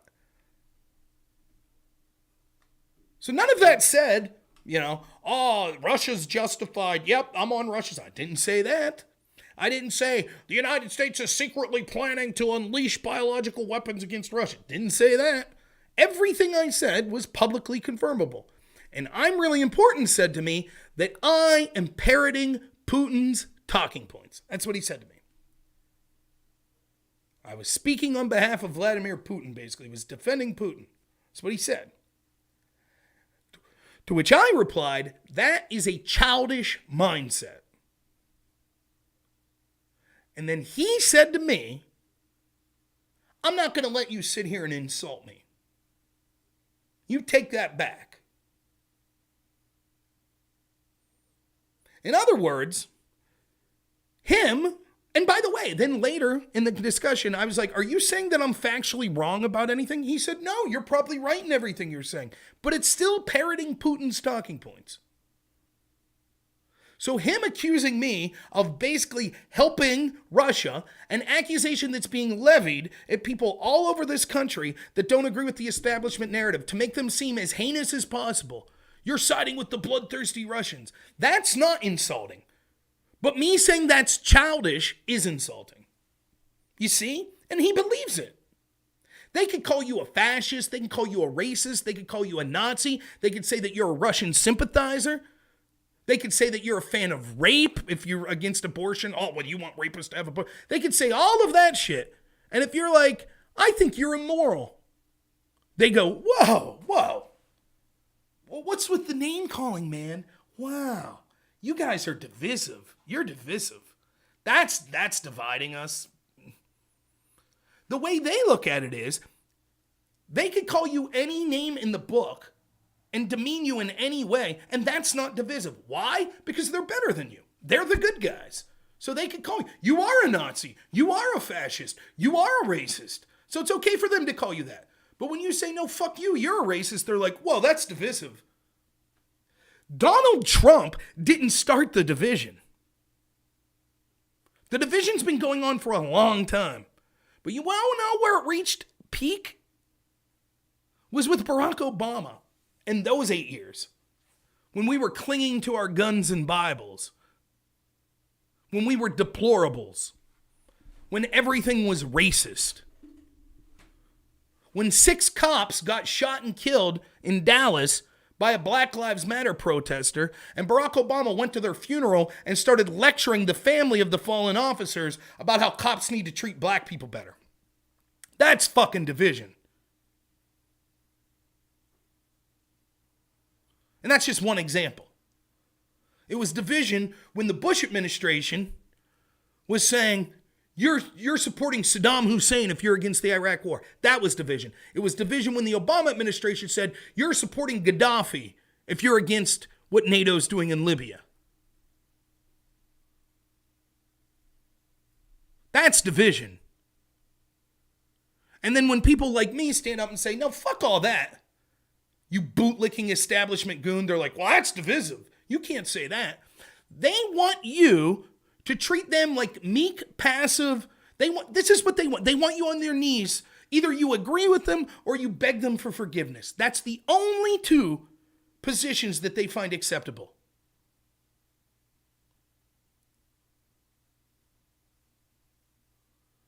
So today, when they're saying, oh my God, Elon Musk is buying Twitter, this will be fascism. It's anti-democratic for a guy to say that he wants to censor less people. When they're saying, my God, you're inciting violence by pointing out things that you truly believe. They're full of shit. The reason you want to know why they think you're racist all the time? Because they are.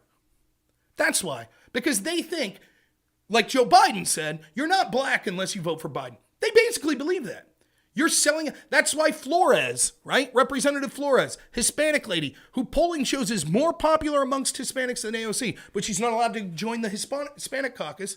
It's why they don't consider Candace Owens black. Our good friend of the show, Omar, I saw the other day tweeted out to Candace Owens, "You're not black." There you go, Omar. There you go. Way to tell people that they're not their ethnicity that they biologically are because you don't agree with their politics. That's what they truly believe. And they think that they're better than you believing that. And so because they look at everything through those race lenses, they assume you do as well.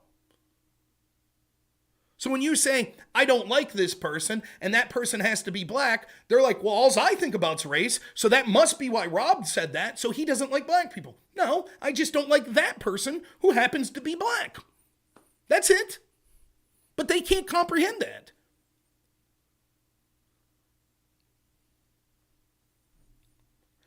That's why they hate someone like me, right? Did you ever notice when I would go on these panels?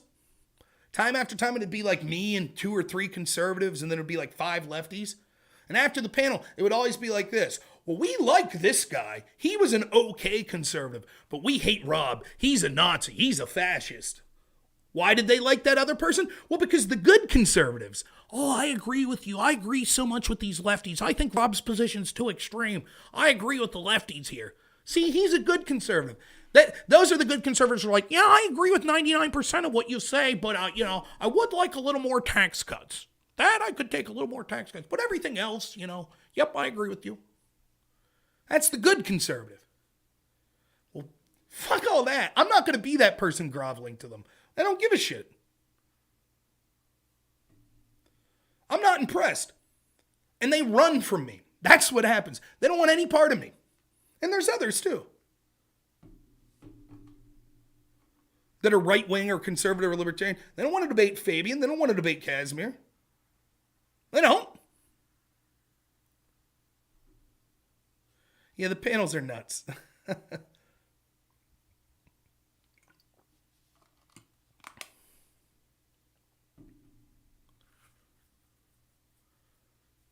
Now I got a bunch of people that had no problem with all of these institutions, right? 90-something% of our media ran by a handful of corporations. Almost all of our mainstream media goes the same direction. They're establishment. Even the right-wing ones. Go watch Fox. All I hear about from people is like Fox News. It's just, Trump's network. Really? Is that what you think? Okay, maybe Tucker you could put in that group. Though he'll criticize Trump. I've seen him do it. Maybe Greg Gutfeld leans a little that way. Who else was there while they were saying this? Chris Wallace? Did you watch him moderate that debate? You think he's a Trump supporter? Shepard Smith, when he was there, that couldn't wait to flee to fucking CNN or wherever he went? The same Fox News that was calling Arizona with 2% of the vote in? Those are the Trump-supporting sycophants? Hannity? Maybe more, right? But is he really a Trump supporter, or is he kissing Lindsey Graham's ass to write another strongly worded letter and then backstabbing Trump? There were reports coming out that Hannity was telling people to tell Trump to stop talking about the election and this, that, and the other. Float U32. I don't give a shit about your attempts to derail, parroting your bot-like anti-Trump rhetoric. I criticize Trump all the time when he deserves it. You're fucking worthless. You know nothing more than what CNN and MSNBC tells you to. You're just a sack of shit. You don't know how to talk about the topic at hand, just like 95% of all lefties, and so you have to derail to talk about the only thing that gets you hard at night, which is Donald Trump. So keep thinking about him, but take your bullshit elsewhere.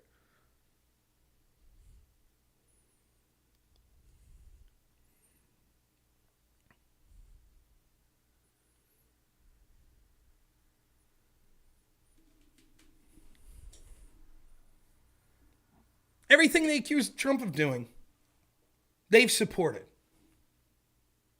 Again, I've told this example many times.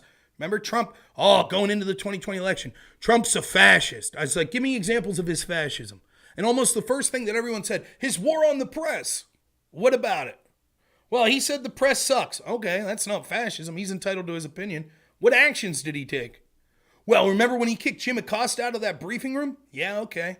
Meanwhile, Barack Obama went after whistleblowers to the press, the sources for the press. He went after them more than all presidents before him combined. They didn't give a shit about fascism when they were locking up Edward Snowden and Julian Assange, did they? Or attempting to. All of a sudden, the people so concerned, they don't care. Didn't give a fuck when Project Veritas was being raided. Don't care. No talk about the war in the press. Didn't give a shit when James Rosen from Fox News was being wiretapped by the Obama administration. Didn't hear all the talk of fascism then.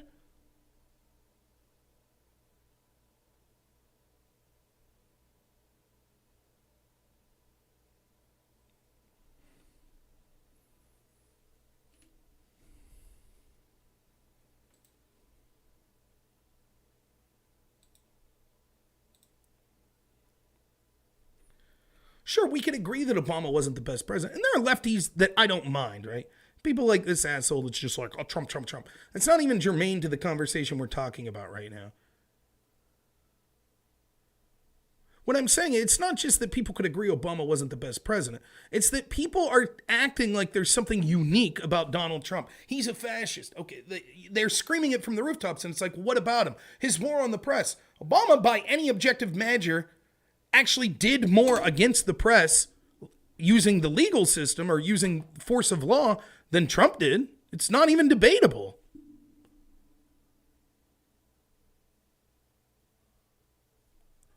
But the same people now, they weren't speaking up then. I did see that Fox News accidentally showed the Arizona governor election results. Wink, wink. Trump, Trump, he's in bed with Vladimir Putin. The guy was more anti-Russian than Obama. Unlike Obama, to a detriment, I think. Sometimes I criticize Trump. He sent weapons to Ukraine to fight Russians. Obama didn't do it. He blocked Nord Stream. Biden opened it back up. Obama was letting it go. He made the United States a net exporter of energy, which pissed Russia off immensely. He warned European allies to stop getting fossil fuels and energy from Russia. He was very hawkish towards Russia. Yeah, he said, and that's what they always went with, the words Trump said instead of the actions he did. Trump would say, Putin's not that bad of a guy. And they were like, he could have been bombing Russia by day and at night going, Putin's not that bad. And they'd be like, this dude loves Russia.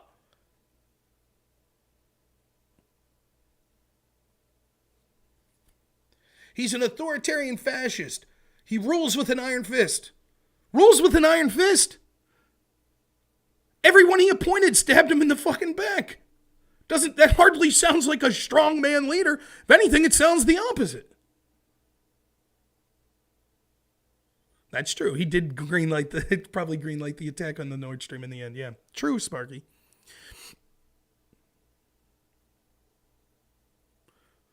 So now we got people crawling out of the woodwork. What are their attacks on Elon Musk? Well, we can't have billionaires controlling these platforms. Why? Always think when people say like that, this is what, I don't know, maybe I think differently than people. When people make claims, think of what the implicit acknowledgement is in that claim. So if I say to my audience here, you tell me what's implicitly being said, the underlying things, right? If I say this to my audience, well, we have to be worried about billionaires buying a platform like Twitter. What's the implicit acknowledgement there? Can anyone think that there's something that, to me, like that sticks out? It's like, aha, what are you really saying? Musk is a funny guy. Well, that's true. There's the double standard. Elon, or, Bezos owns the Washington Post. But what are they saying when they're saying it's a problem? Okay, they're not saying it has to be they are saying it has to be the right billionaire. But this is where I think when they say that, okay, they are saying billionaires are untrustworthy. That's true. But this is what stands out to me when they say that. If Twitter was ran in a way that it was the whims of an elite powerful, that would be very bad for our country. That's what they're saying. Really, tell me more. If Twitter wasn't this influential thing that could affect elections and affect public policy and perception, why would they give a fuck? For example, would they give a shit if a billionaire was buying McDonald's tomorrow? No, they would be like, whatever. But for some reason with Twitter, they're raising alarm bells. Why? Because they know how powerful of a tool Twitter is. They know how influential it could be in shaping public policy and opinion. That's implicitly the first thing they're acknowledging. Now, you're right. The people that were saying, well, Bezos, they're okay with Bezos. They were okay with, Dorsey and the elite people that own Twitter already that Musk bought it from. They were okay with them owning it and doing what their whims. Yes, all of that's true. But at the base level, you remember there was the guy, was it Ari Melbourne? Damn. Let me see if I can find this.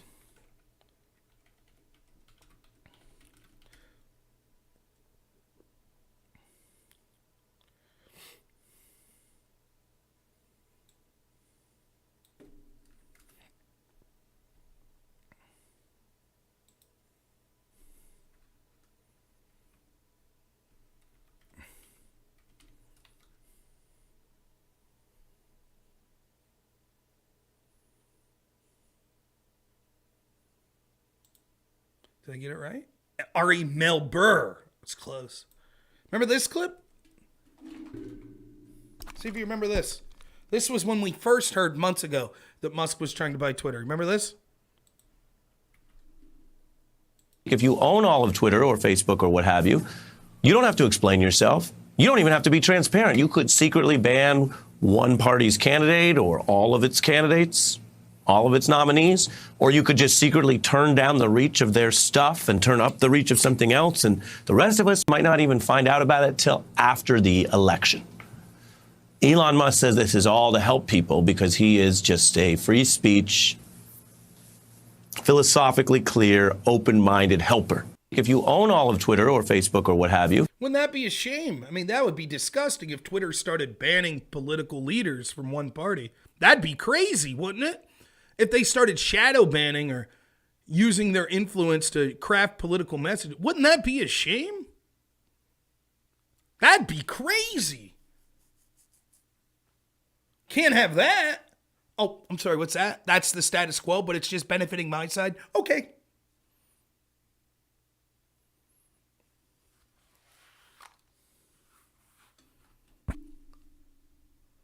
That's what they're saying. What if Musk does X? Why does it matter? Twitter doesn't matter, right? That's what you told me when we complained about Trump getting kicked off Twitter and conservatives or even anti-establishment lefties being banned from Twitter and shadow banning on Twitter and removing followers on Twitter. I was told, one, they're a private company. They could do whatever they want. And second, who cares? It's not that much anyways. It doesn't matter that much. Once they acknowledge, okay, this is important, how do they then defend this? How do you explain that Twitter and Facebook and Google all are aligned more with the Democratic Party and against sort of populist movements? If you're admitting that those tools are so powerful, if it got into the wrong hands, i.e. the hands you don't like, it would be bad. Well, what do you say that we're supposed to, how can those two positions exist simultaneously? One, who cares if these groups are all working together and all agree with the same political ideology? But on the other hand, if even one of them goes into the hands of a different ideology, that would be devastating.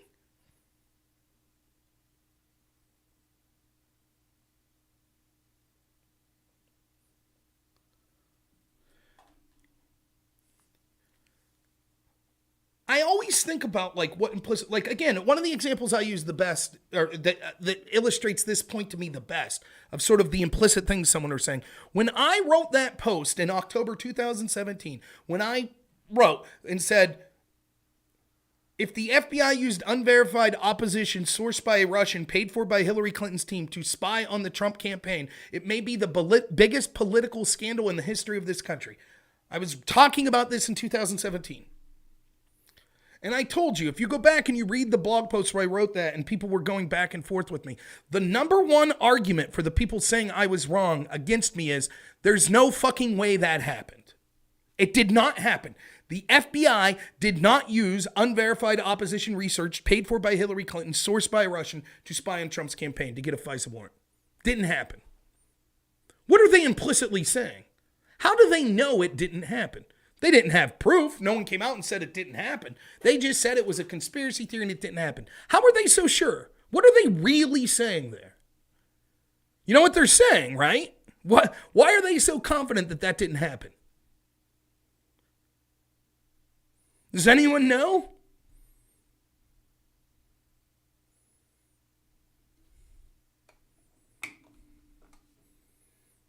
Because to me, it's plain as day. There's a reason they're saying it didn't happen. And that reason is because they know it would be so fucked up if it did happen. So they're like, I don't believe the FBI would be that corrupt. They just wouldn't. They wouldn't do that. Because it'd be crazy if they did. So I know they didn't. It'd be the same way if I said, the FBI went in and they executed a bunch of Republicans. They'd say, that didn't happen. Oh, you've seen video evidence that they didn't? They'd say, no, it's just a crazy claim. It didn't happen.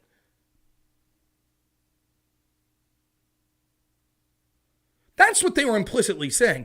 It didn't happen because to think that the FBI would be so corrupt or so unprofessional that they would take opposition research and spy on a president of the United States? No way. Didn't happen. Without verifying it, no. And then when we found out it happened, did they say, holy shit? No, you know what they said? Well, of course it happened. It had to. That's what they said. But wait a minute, you were so confident it didn't happen because what you were really saying was that would be crazy if it happened.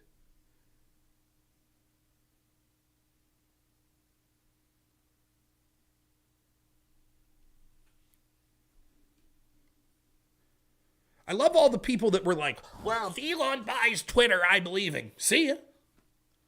And now they're posting shit. It's so stunning and brave. I've seen people, I've seen I'm leaving in a couple days. I'm just staying here to say my goodbyes. Or the people that are like, damn it, I don't care. I'm staying. Dude, no one's suggesting kicking you off. Stop trying to gaslight us. That's you. And I saw a bunch of people today, which granted, I'm small fish, but damn, I'll be damned if I wasn't the first person that I heard say this. And I've been saying it for months. And now I see bigger people tweeting it out. No one on the left's afraid that Elon Musk is going to ban them. That's not what they're afraid of. And the ones pretending as such are full of shit. No one's even remotely suggested that'll occur. Their anger isn't that they will be held to the same standard they wanted us held to. Their anger is they'll no longer be able to censor us. That's why they're furious. And I've been saying that for months and didn't really hear anyone make it that clear. And now I see a bunch of people saying it today. Score one for the bad guy again. I'm always ahead of the curve on this shit. That's what it's about. They're not content having 95% of the control of the narrative. They need 100. So yes, Google will still work with the FBI to censor stories that they want, and so will the mainstream media, and so will Facebook. But maybe Twitter won't now. No, that'll destroy our democracy. No, we can't have it. No. We can't have that.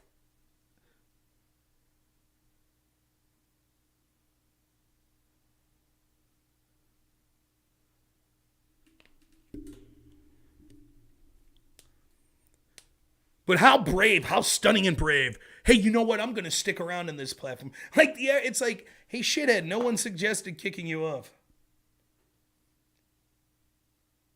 It'd be like me. I'm going to walk into McDonald's tomorrow and get an Egg McMuffin and be like, I'm going to stay here and finish this muffin no matter what. Till you kick me out. They'd be like, okay, enjoy your sandwich. No one suggested kicking you out. Hope you enjoy your sandwich. And I'm like, that's how fucking brave I am. I told these people at McDonald's. Yeah, the old Walter from, I'm staying. I'm enjoying my coffee. Though they told him to leave. That's different. That's it though? You're what? Oh, that's brave, man. I saw like I think it was Dan Rather and, All these other left-wing blue check marks. Well, we're not going to give up this space. We're staying. Great. No one told you to leave. You're free to stay. That was the whole point.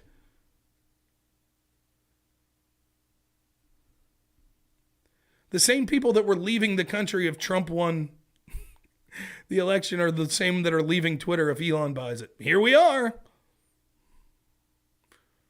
Can we get a, what next? A pink pussy hat march on Twitter? I'm a nasty bitch. We'll say whoever the hell it was that said that. I don't even remember her name because she sucks. Ashley Judd, wasn't that who said? Is Madonna going to threaten violence on Twitter like she did the White House? They'll hand a tribal. Let them. Well, let's be clear. I'm not saying that Musk is going to do a good job. I don't know.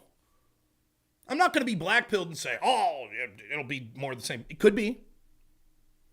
But again, like I said last night, to me, just like the election of Trump, there's a two-pronged. One, I enjoy, with the election of Trump, it was necessary, but it was also enjoyable. And this time, it's maybe not as necessary, but it's damn enjoyable.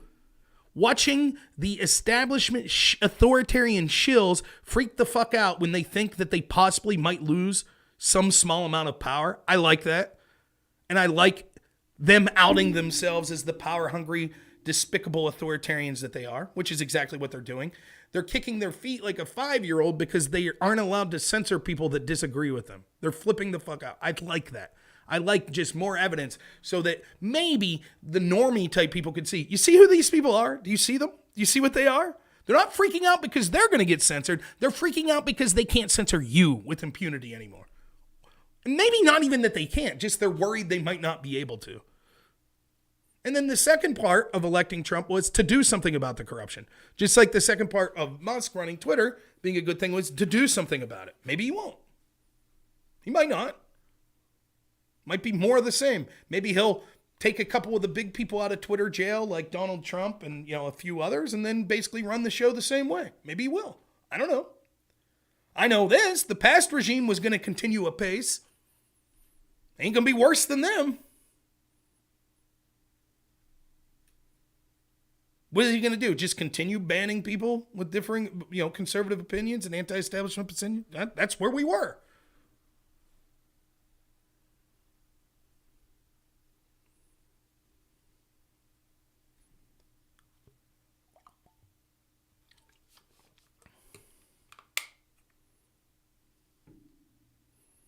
Maybe he'll spend the money and make it a better fluid service.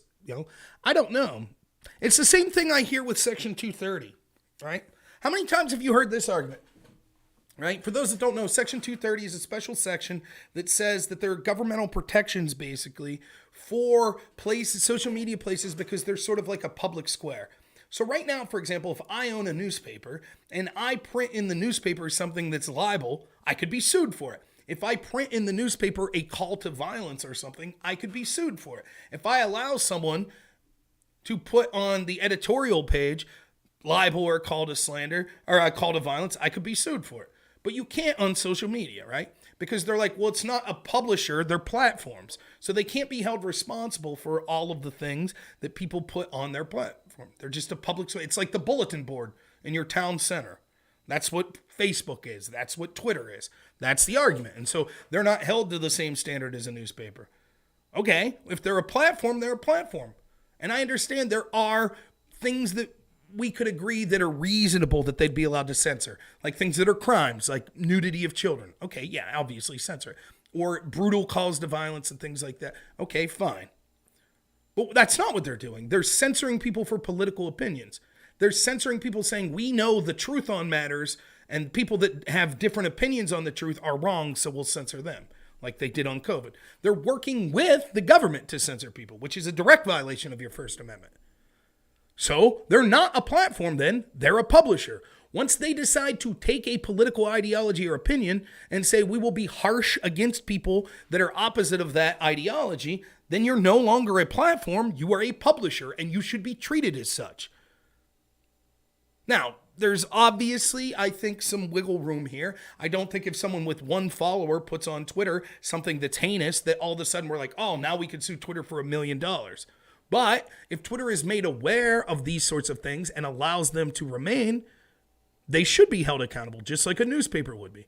So, for example, when Vox Day, right, tweeted out that we should make sure that Republicans don't feel comfortable to gather in public and we should throw milkshakes and shit at them, and Twitter was shown over and over, that's a call to violence. And then like 3 days later after that, Andy No got attacked as people threw milkshakes on him, but Vox Days was allowed to keep his tweet up. Those are the sort of things that they should be held accountable for. But regardless if you agree with me or not, I love that one of the first arguments that I hear from left-wing people when I say this is, well, you know what that'll do? That'll just destroy social media, because then social media will just be like, well, if we're worried about these lawsuits and stuff like that, then we won't allow anyone to say anything remotely political. Okay. Acceptable.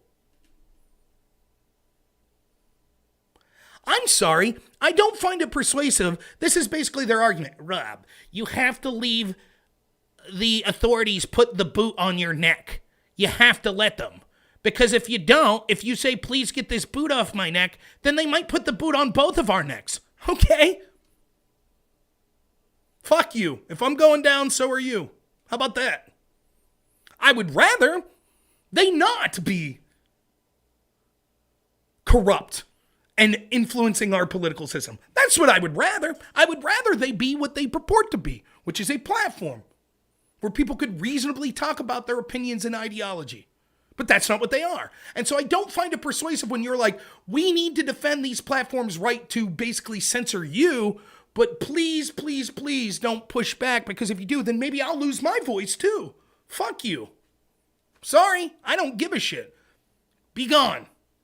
I'll listen to someone who's not you. I'll listen to someone that's like, you're damn right, the censorship they're doing now is terrible, but I still think repealing Section 230 would be a bad thing. I'll listen to that person, but I'm not going to listen to the left-wing person that's happy that Donald Trump got censored tell me that I'm, by pushing for, rejecting these protections, that would lead to them. Oh, you can't do that because then I might lose my channel. That's right. Both sides should be allowed to talk about dumping milkshakes on their opponent.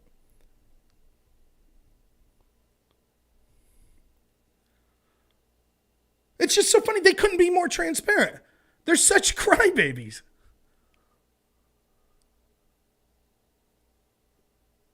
Need to censor illegal stuff like feet pics. Come on, Casimir. If I lose my job, that's my backup plan. We can't get rid of feet pics. I don't buy that argument. Bullshit. I don't buy it. I've had this argument a billion times. It is not just about making money. Money is just an avenue to power. A lot of it has to do with power, and a lot of it has to do with their ideology. Now, is it true that they wouldn't completely destroy their access to power for their ideology? Yeah, that's probably true. I remember Vija's smug face on Joe Rogan. I remember. Looking for a job today, right? Vija, if you want to do something that really makes a difference, my company is currently hiring in home health care for people with developmental disabilities. It starts off at $15 an hour. Why don't you do something that's really good for society as opposed to just censoring people that disagree with you politically?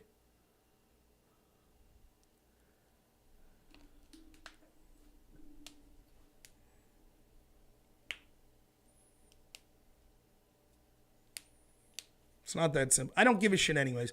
It's one of the most boring, tiresome arguments I've ever heard. One, it's just not true. Second, I don't give a shit. I'm not going to talk about it anymore. I'm fucking so over it. Well, it's not that the media's, it's not that they have a political bias. They just want to make money. That's it. So when they're hemorrhaging money and things like that, it's just that they wanted to make money and they messed up. It's not that anyone has an ideology. It's just funny. It's just funny. If it's just money, then they would have brought Alex Jones on. That would have got big clicks. And who gives a fucking... Oh, okay. Oh, my bad. You're right, Infinity. Hey, everyone, don't worry. Twitter is putting their thumbs on the scale and, you know, censoring disinformation just from conservatives and shit. Like, it's cool, though. It's just money. It's cool. Nah, no need to talk about it then. Hey, thanks, Infinity. Would you like to run the show, Infinity? You got it, man. That's it. There's no ideological bent to anyone at Twitter. That's completely farcical. No need to even look into it. It's just money. That's all it is. It's just money, everyone. Yeah, there you go. Well, that's it. We solved that problem. Anything else to talk about? Oh, what's that? You know, the Democrats, you know, that are going after school board parents. Just money. That's all it is. It's just money.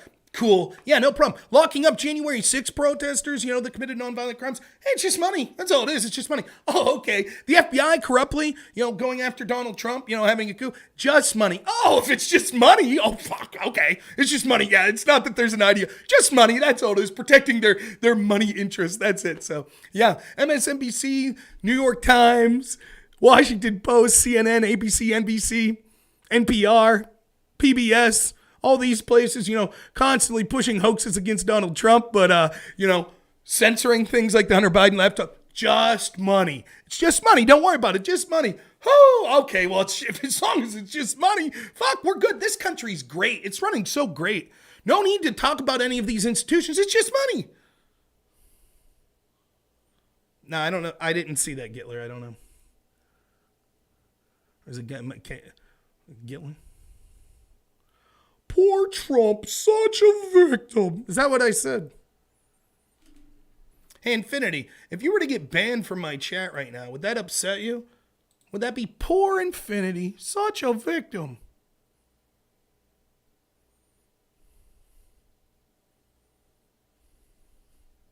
I'm not going to click that link. No hentai.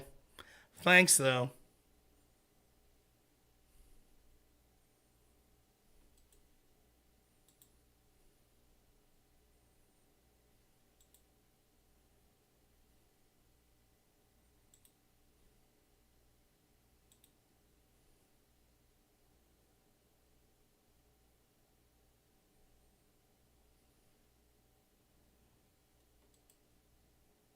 Maybe I just timed out gnome hentai for no reason there. Maybe that wasn't a... With a name like that, hentai, then posting a... No, don't send it. I'm not going to click on fucking links like that. No, not happening. Don't send it. Nope. Not happening.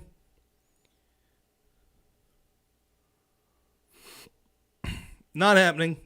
People, first-time chatters telling me to click on shit. Not happening. I apologize if you're right.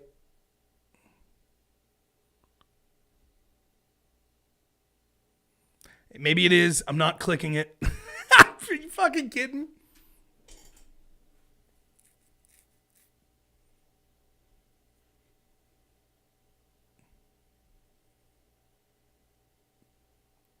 Someone else could click it and they could look at it. I do feel bad if it's a reasonable video. Because I did time out Gnome Hentai. I just assumed with a name like Gnome Hentai and then a weird looking URL like that. Did anyone click on that? Is that a real... I'm not clicking on it anyways, but is that a real URL? To like a real thing? Or is it some bullshit?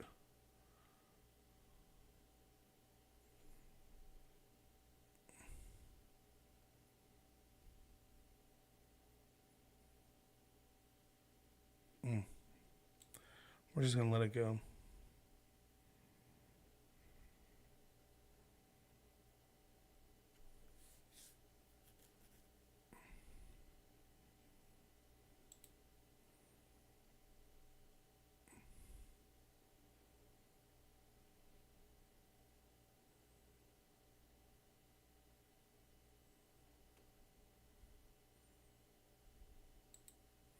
Oh, yeah, Casimir, I trust. I trust you, Casimir. I know you. So if you link something, I wouldn't mind clicking it. I saw that, yeah, with Ligma Johnson. I did see that. I will play this. It's funny. I just got let go. I'm a data engineer. We've been having a lot of problems, and apparently Elon just came in and pulled the plug on the whole team. Climate change. How are you feeling? Terrible. I feel really bad. I feel really shitty. How were you let go? My director came by in person and did it, which I did appreciate, but it was definitely, it was to a group of us. How long have you worked at Twitter? 6 years. And what's your opinion on Elon Musk in general and what he's doing here? I mean, I own a Tesla, and I don't know how I'm going to make car payments now. Like, I generally respect Elon Musk. Obviously, some of the stuff he said lately is concerning to me. But, yeah, now I'm really worried. I'm really worried. It's really the culture shift. There's a lot of people that were leaders and, things like diversity, equity, and inclusion. I know those people are going. It's going to be a different Twitter in a week. Elon Musk has spoken a lot about making the platform more free speech in his own words. What do you make of that? What do you think Twitter will look like? I mean, if free speech is, Nazis saying that, trans women shouldn't, use women's locker rooms, then awesome. I guess mission accomplished. We'll see. Listen, I got to touch base with my husband and wife. I got to get out of here, all right? Thank you, guys. What's your name? Sorry. Daniel. Thank you. Your last name? What's your surname? Yeah, obviously it's a troll, right? If you need it, I gotta go make contact with my husband and wife. It's so funny. Yeah, the one guy was Ligma someone and the other one was Daniel Johnson, so it was Ligma Johnson. It's funny. It was good stuff. Yeah. Oh, it was good. The media enjoyed it, yeah. Good stuff, good stuff. Yeah, you definitely a troll after that last song. Good for him, man. He kept a straight face, too. That's how you do it. Yeah. That shit would be banned on the old Twitter. You can't say that. You can't say that. The last thing I'll talk about today, I'll wrap up here by 11:30, I think, where would we be if we had an even-handed system? Where would we be? Think about it. What if Twitch was ran by Donald Trump with all the stuff it has, and YouTube was ran by the same shitheads? What if, forget about Elon Musk. What if Steve Bannon ran Twitter and the current people ran Facebook? How much different not only would elections be, but would our culture be? When these institutions that control so much of our public dialogue, what if they were even remotely even? What would the landscape look like? Hell, just on an individual level, what would it look like if I got any sort of promotion as opposed to shadow banning, censorship, subscribers being taken away, alerts not being sent, not being allowed to talk about certain topics, being demonetized, being forced to remove things like my Discord channel? How many more viewers and subscribers would I have?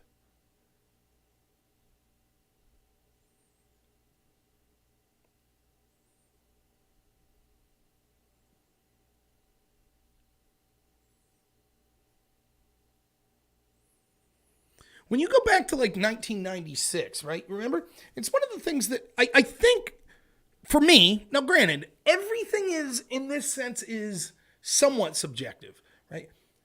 Your perceptions are always subjective. So, when I say things like, I remember when I used to watch X, movies to me used to be X, but I wasn't watching all movies, right? I was watching movies that I liked, right? So me saying movies have considerably changed, I think that's true, but some of it's subjective, right?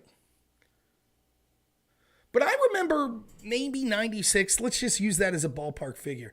There was all of these edgy political people. You had your Milo Yiannopoulos and Sargon was big. And it was almost all right-wingers.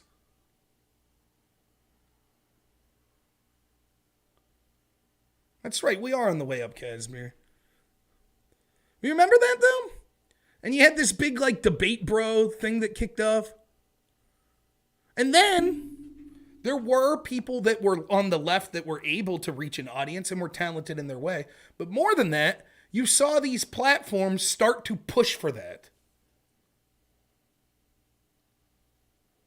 What if I would have started streaming in 2014, a similar show to what I'm doing now? How much more viewership would I have? Because there were people that built audiences back then before you had to deal with all of this censorship and, shit like that. Yeah, I was in the 90s. I'm 38, so I was born in 84. So I was a teen in the 90s, early 2000s.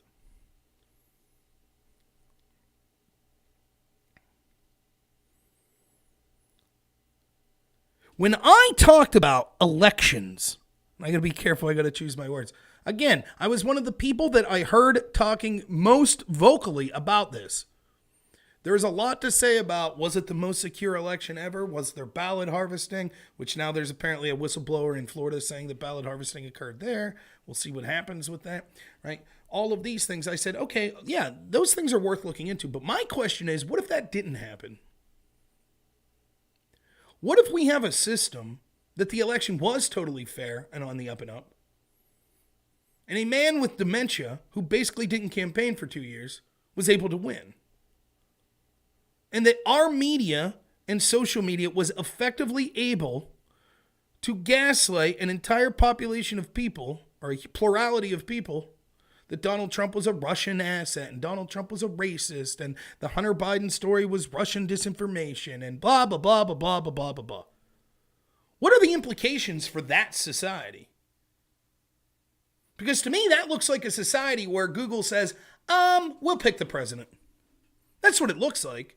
And I'm not alone. Professor Robert Epstein, that meticulously looked into this, said he thought as many as 16 million votes could have been swayed by Google in 2020 to the candidate of their choice.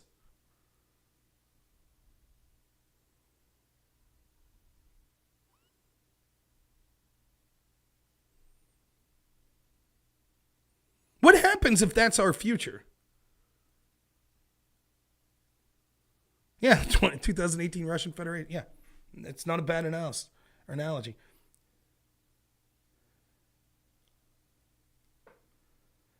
And but so many, almost most of the people on the left, they don't have the foresight to see, like, wait a minute, what's that mean to me and what I believe? Because all they see is, well, Orange Man bad. Right now, those institutions happen to agree with me, or at least pretend to agree with me. By the way, most of the people on the left realize they don't agree with them, which I'll get to in a second. So they can't see 3 feet in front of their face. Just like, right? The famous quote, who was it? Bezmenov said, right? Like, he's like, it's all of these people like the academics and the people that, that go out and advocate for this communism and shit. But they're only useful until the communists get power, and then they're dispensed of. They get the wall too. In fact, they get the wall first.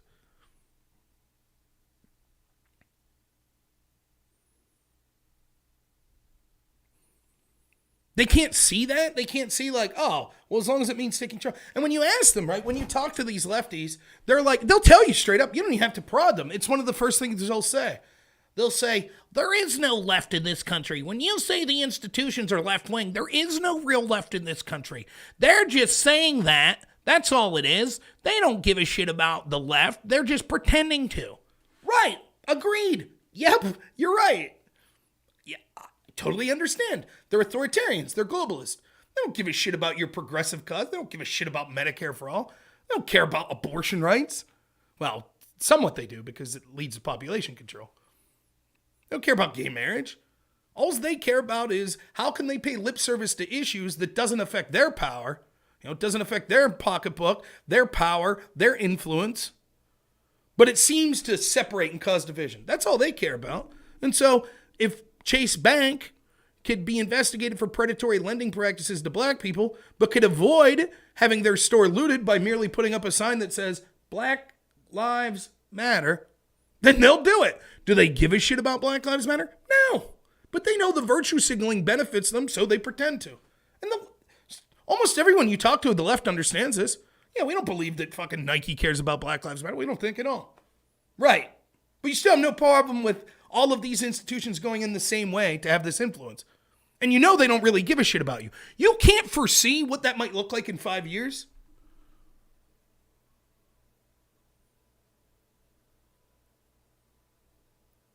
And it's almost like they think they're special. Well, I won't leave it. It won't affect society that way. It'll be different. It'll be different.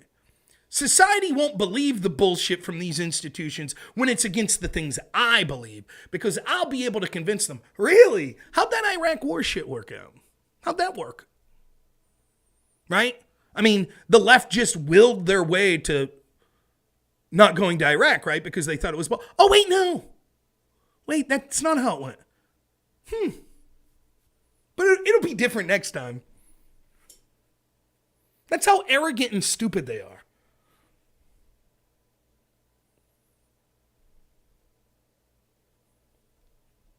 You know, it's like, you hear them want to cancel shit, you know? Oh, the song Baby It's Cold Outside. Oh, that's problematic. That's a problematic song. And it's like, Jay-Z's getting invited to the White House with Obama. Have you ever heard his lyrics?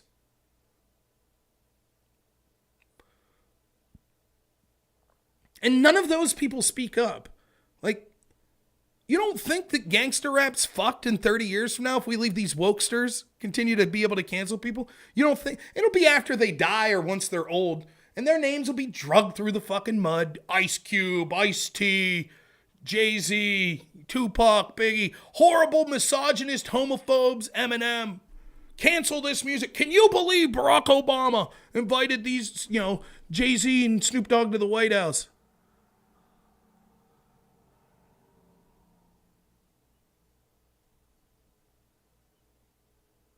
Talking about the elimination of individuality in communism, you get called selfish. But yeah, I get it though. You're right.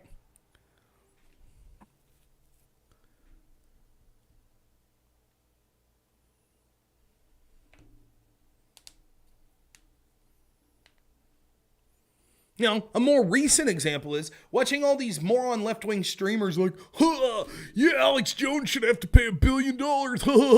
It's like, you can't see how this is going to be used against you, you fucking idiot.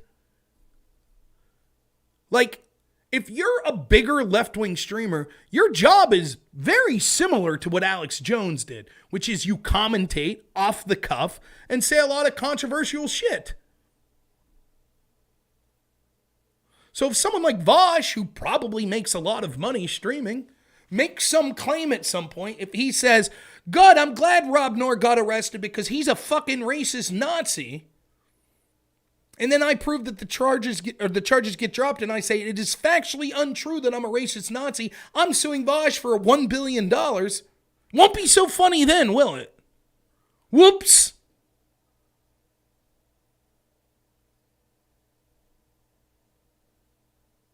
That's right, Casimir. It's terrible for dissidents. So imagine that you're someone, like you're one of these lefties, supposed dissidents. I'm a #resistance. I'm a progressive, I make a bunch of money. I'm Hassan. I'm Vosh, Imagine being them and then thinking it's funny that a right-wing dissident like Alex Jones gets fucked over like this. You don't think it'll eventually come for you? Okay, good luck. I don't know what else to say.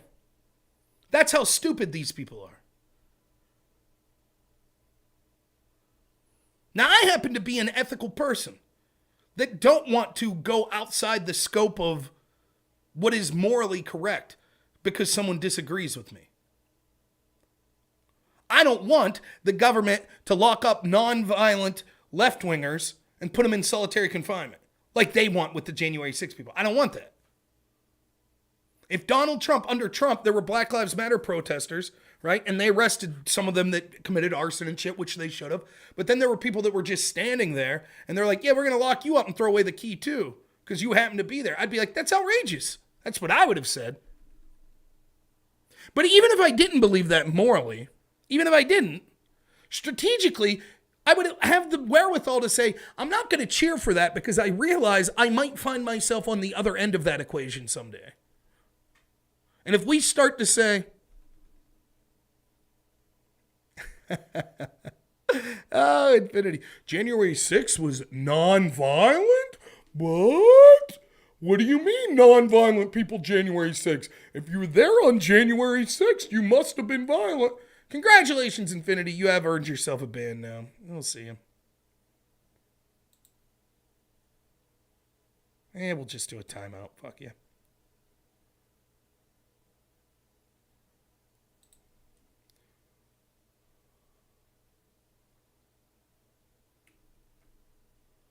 Right, as long as you go, and even to a more fundamental level, right? Like, one of the biggest schadenfreude things I'd seen, God, this is such a story that no one remembers probably except me.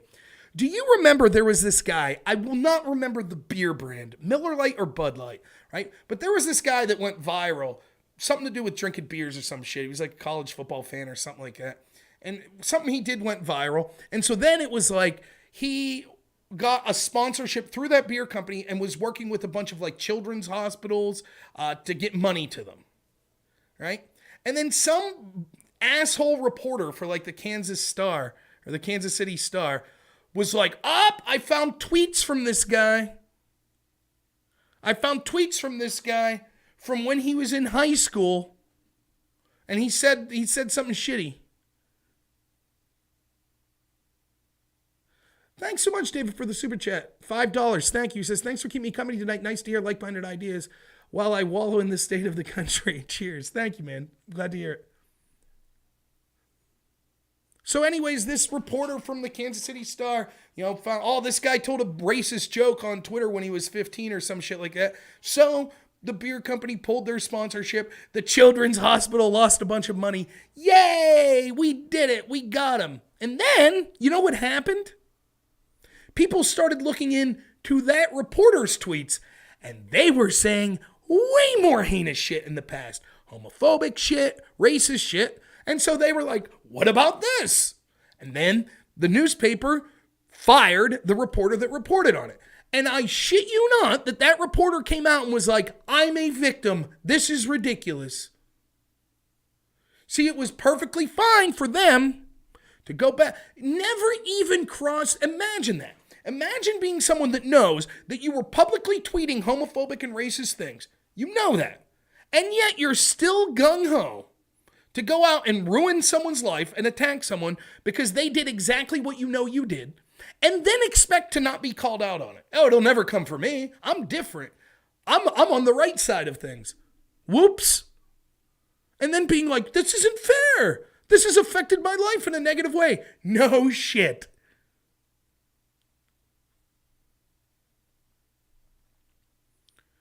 They think they're morally superior to you, and they think that the things they advocate for you will never occur to them. Well, if we just give the state the power to crush my enemies, it'll never be used against me.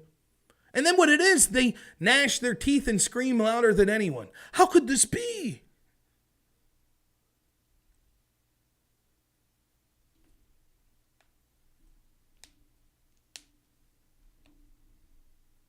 It's laughable. Let me check something here.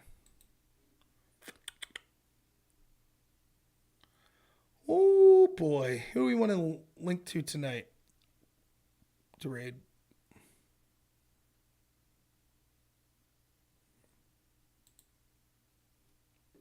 Let me check something here. It's so much.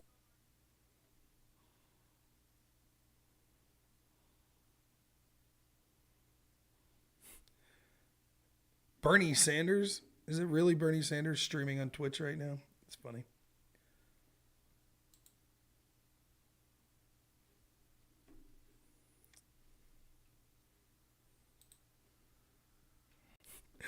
We could raid Bernie. I don't know if it's really him.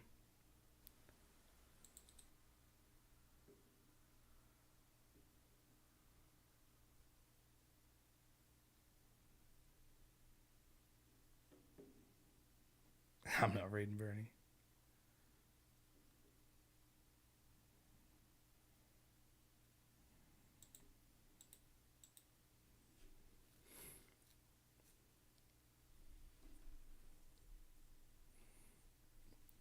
It's just like it's so frustrating, you know. And here's the thing. I hate to say this, it's weakness. But I said earlier, I can't guarantee that we'll win. And what do I mean we? I don't mean we as people that completely agree with me ideologically. I mean we regular people that aren't part of this corrupt establishment. We may lose. All empires fall. Maybe it's the U.S.'s time. Could happen. But one thing, even if we lose, that keeps me going is knowing that the low-level sacks of shit that cheered this on, they'll get it harder than me. Sorry.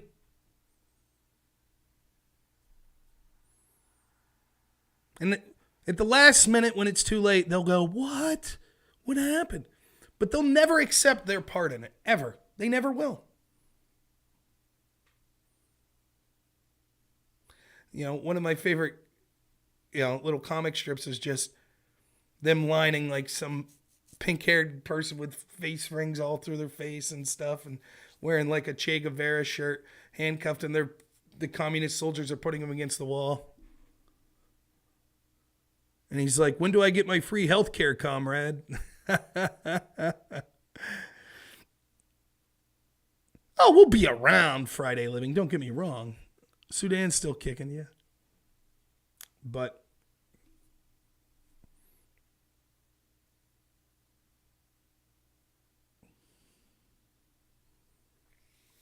all right. Do we want to do a raid? Does anyone have something specific that they want to ask me or talk about real briefly? I guess I could stick around till midnight.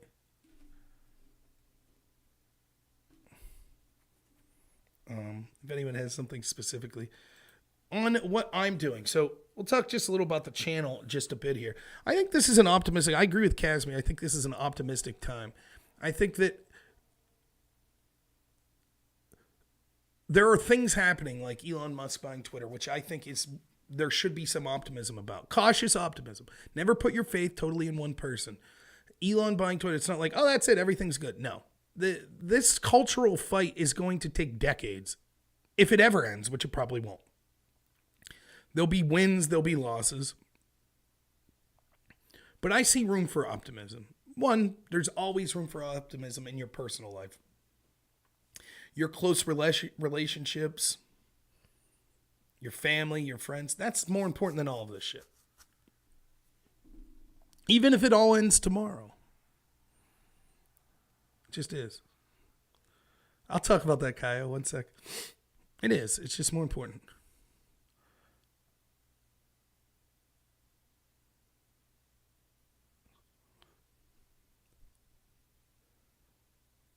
But what's happening is, the tighter they squeeze their fist, the more things seep through. What was that? Did someone donate? Sounded like it, but I didn't see it.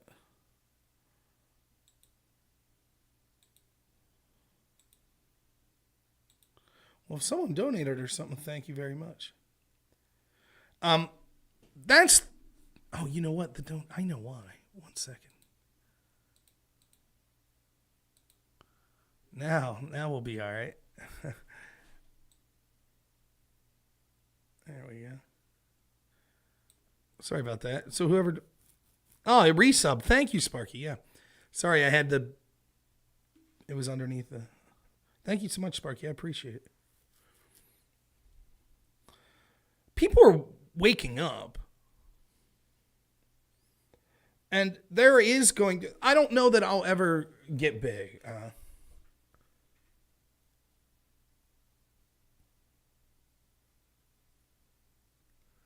Do I think I'm having a hard time talking to big left-wing streamers because you go too hard on them and have a less aggressive, because you go too hard and have less aggressive technique? I don't watch Vosh because of his rhetoric. I'll watch Destiny because of his rhetoric's usually more moderated.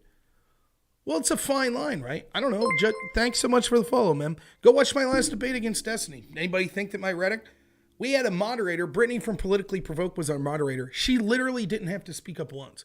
It was We were pointed at each other, but it wasn't heated. It wasn't like yelling and screaming and name calling and shit. When I debate people that resort to that sort of stuff, then I will happily engage.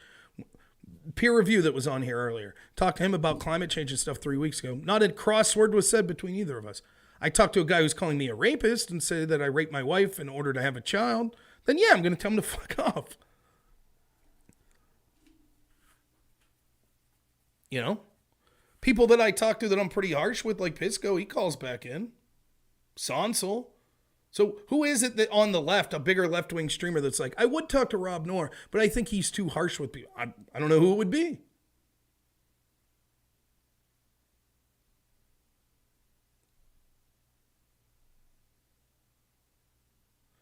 You're not wrong, Mr. I'm not actually insulted by that at all. You're not wrong. He says, Rob needs to go after memes and more down-to-earth content to grow. People don't watch 3 hours of spurging about complex topics. That's just the truth. You're right. To an extent, you really are right. But it's who I am. If I sat on here and did 2 hours of memes, yeah, maybe my channel would grow, but would it be worth it? I don't know. Maybe, maybe not. If I had tits like Britney, would I be more popular? Yeah. Though I got a little going, but yeah, probably. But I'd probably get a bunch of people hitting on me and shit that I didn't want. So, you know, there's pluses and minuses to everything.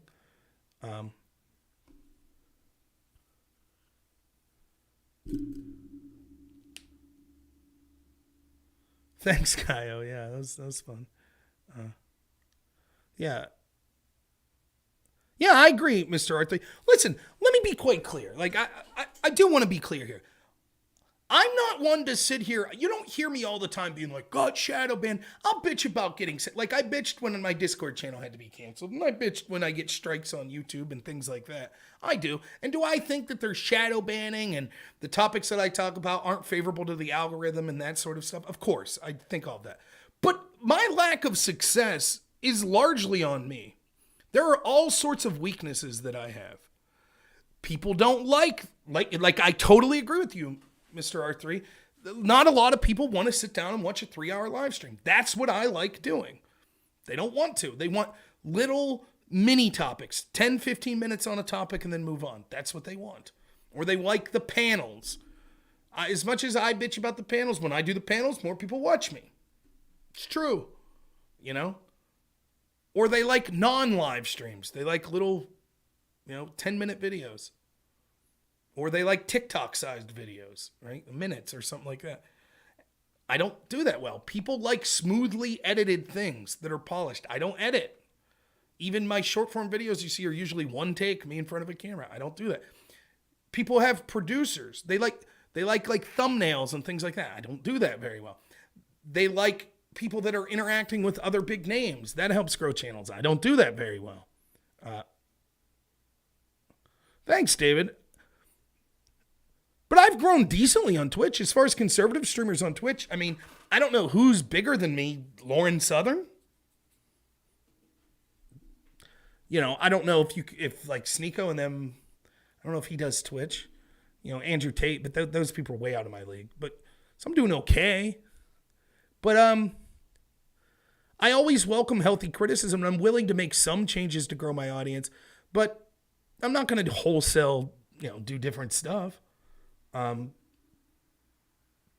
Maybe if I limited my live streams to 1 hour and just jumped right in and talked about one topic only, maybe that would work. But if I had a better beard, yeah. I do have a better beard than Lauren. That's true. But there are a platform, like the platforms are pushing people. They don't want someone like me to be big. YouTube doesn't want that. Twitch doesn't want that. Twitter doesn't want that. I could sell out though. I'd be fucking great at it. I could do the,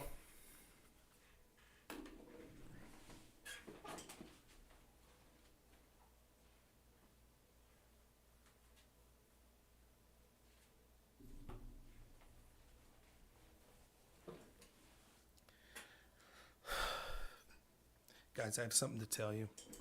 For those that don't know me, my name's robnoerr, and I've been a conservative populist streamer on Twitch for the past couple of years, and I just can't do it anymore.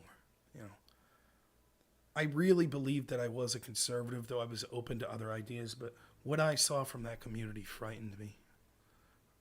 The things I saw people saying, I just realized that I was surrounding myself by people that just weren't informed, and they were hateful, and they were bigoted. And, you know, I thought because I was surrounding myself and these people were my friends, that I thought that, you know, they were really with me. But now I realize that I'm actually a progressive. Donald Trump is a racist. He's the worst.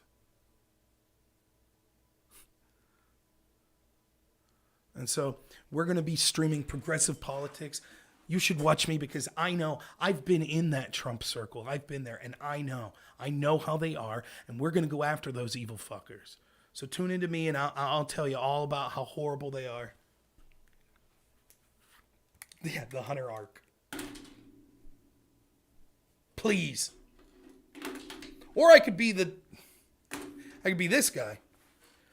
Dude, trust the plan, man. It's all that's what it is. Trust the fucking plan. Call in. Yeah, we're calling in right now. You know, any day now, we're going to lock all those fuckers up. Yeah, man, that's what I'm talking about. Trust the fucking plan. We got him. I can be that guy. I know. But what's the point? I don't do this as a career. I don't do. If I ever have to sell out, then what good am I? You know. Yeah, trust the plan. Oh, fucking idiots. You know, even little things I do. I knew damn well in March of 2020 when I was criticizing Trump, I was going to lose followers, and I did. I knew it. I didn't give a shit. That's what I believed. I know damn well when I go on the Crucible and I'm talking about the FBI being corrupt and stuff, a bunch of people watching on there are like, and then when they're like, okay, now Rob's going to debate with Bastiat against Christian nationalism, that they're going to be like, boo. Oh, well, I could have told Andrew, nah, I don't want to do that debate. Or I could have said, sure, I'll debate for Christian nationalism. But all I could do is be myself. That's it. Does that mean I'm right about everything? No. You know, but there are stylistically, I mean, Mr. R3, you're right. There's stylistically things I could change. And maybe I have to sit down and think about it, you know? Yeah, what gets me, and I've talked about this before, selling out to do worse. It gets me. I understand people selling out. Shit. I watch 1990s wrestling. I love the $1 Million Man. Everybody's got a price, right? That was his slogan. He's probably right. You know, Doug Stanhope, this comedian I liked, he does a lot of bitching about corruption and stuff on his one special. And he's like, you know, but having said that, if they called me up and were like, hey, we'll give you millions of dollars to sell out, he's like, I'd put on my best suit and tie and be like, yes, sir. I don't know. I talk a big game right now, but if they told me like, hey, man, for 2 years, can you just come on and bash Trump? Here's $100 million. I might be like, But what gets me is how little people sell out for. That's what gets me. And that guy debated the other night. He's got like 20, 30 people watching him. He has his daughter going on with people that just are making sexual passes at her for 10, 20 viewers? Holy shit. That's grotesque. What's my favorite video game of all time? Good question. It depends on what you mean, right? So like the one that I maybe had the most enjoyment playing, probably, it wasn't because it was the best video game, but just because I was playing it with friends at the time, was SOCOM 2. I used to play it with my friend's brother, who was excellent at the game, and I just had a blast. That was the most fun I ever had playing video games. You know, as far as just the game alone, I really liked like Metal Gear Solid. I thought the story and stuff was really cool, and for the time when it came out, it just kind of blew me away. But I don't know, like, you know, I don't know. I'd have to think about it hard, I guess.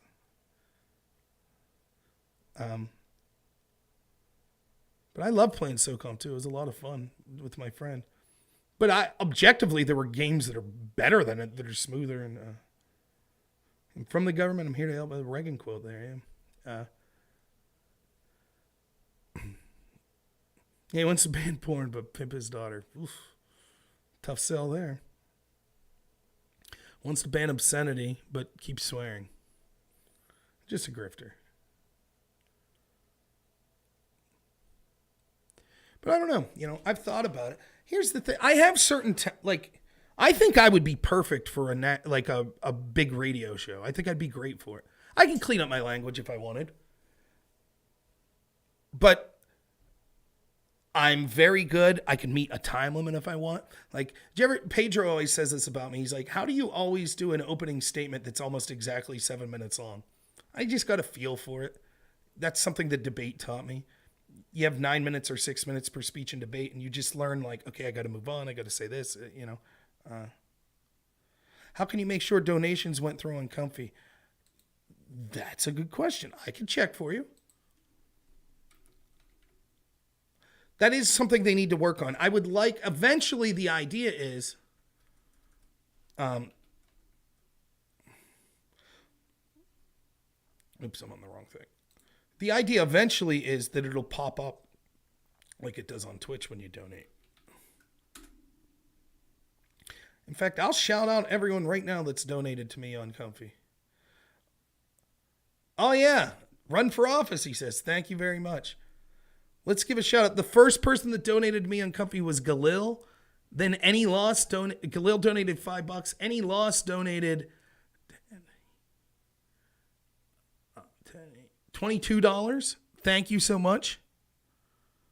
He says, make sure your siblings don't get stuck in your washer and dryer. I will. And he says, hey, Rob, I found your channel after watching you debate Destiny and go at it about gender. And even though the title spoke of you negatively, I thought you really spoke well and outperformed Destiny in that debate, and you won me over. I don't consider myself right-wing or conservative. Saying this because the Molly guy was putting you down about it. Thank you. And then Elmo says, testing $10. Thank you so much. Does this work? Testing the donation button. Run for office. I can't run for office right now. I really can't. Thank you, Daily Ben, for the follow. I can't because I'm a dad right now, and that's taking up most of my time. Yeah, Ted DiBiase is a Christian now. That's totally true. So it takes up a lot of my time, and it's tough to run for office. I don't have institutional support, so it'd be an uphill battle.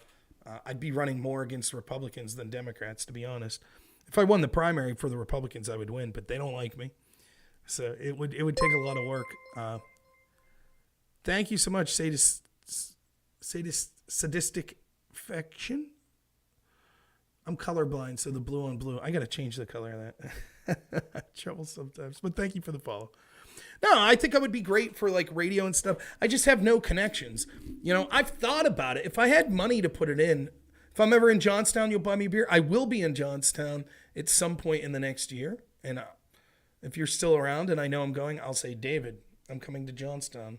Let's meet up and I'll have a beer. My problem is if I have one beer, it turns into like 10, but I could buy the other 9.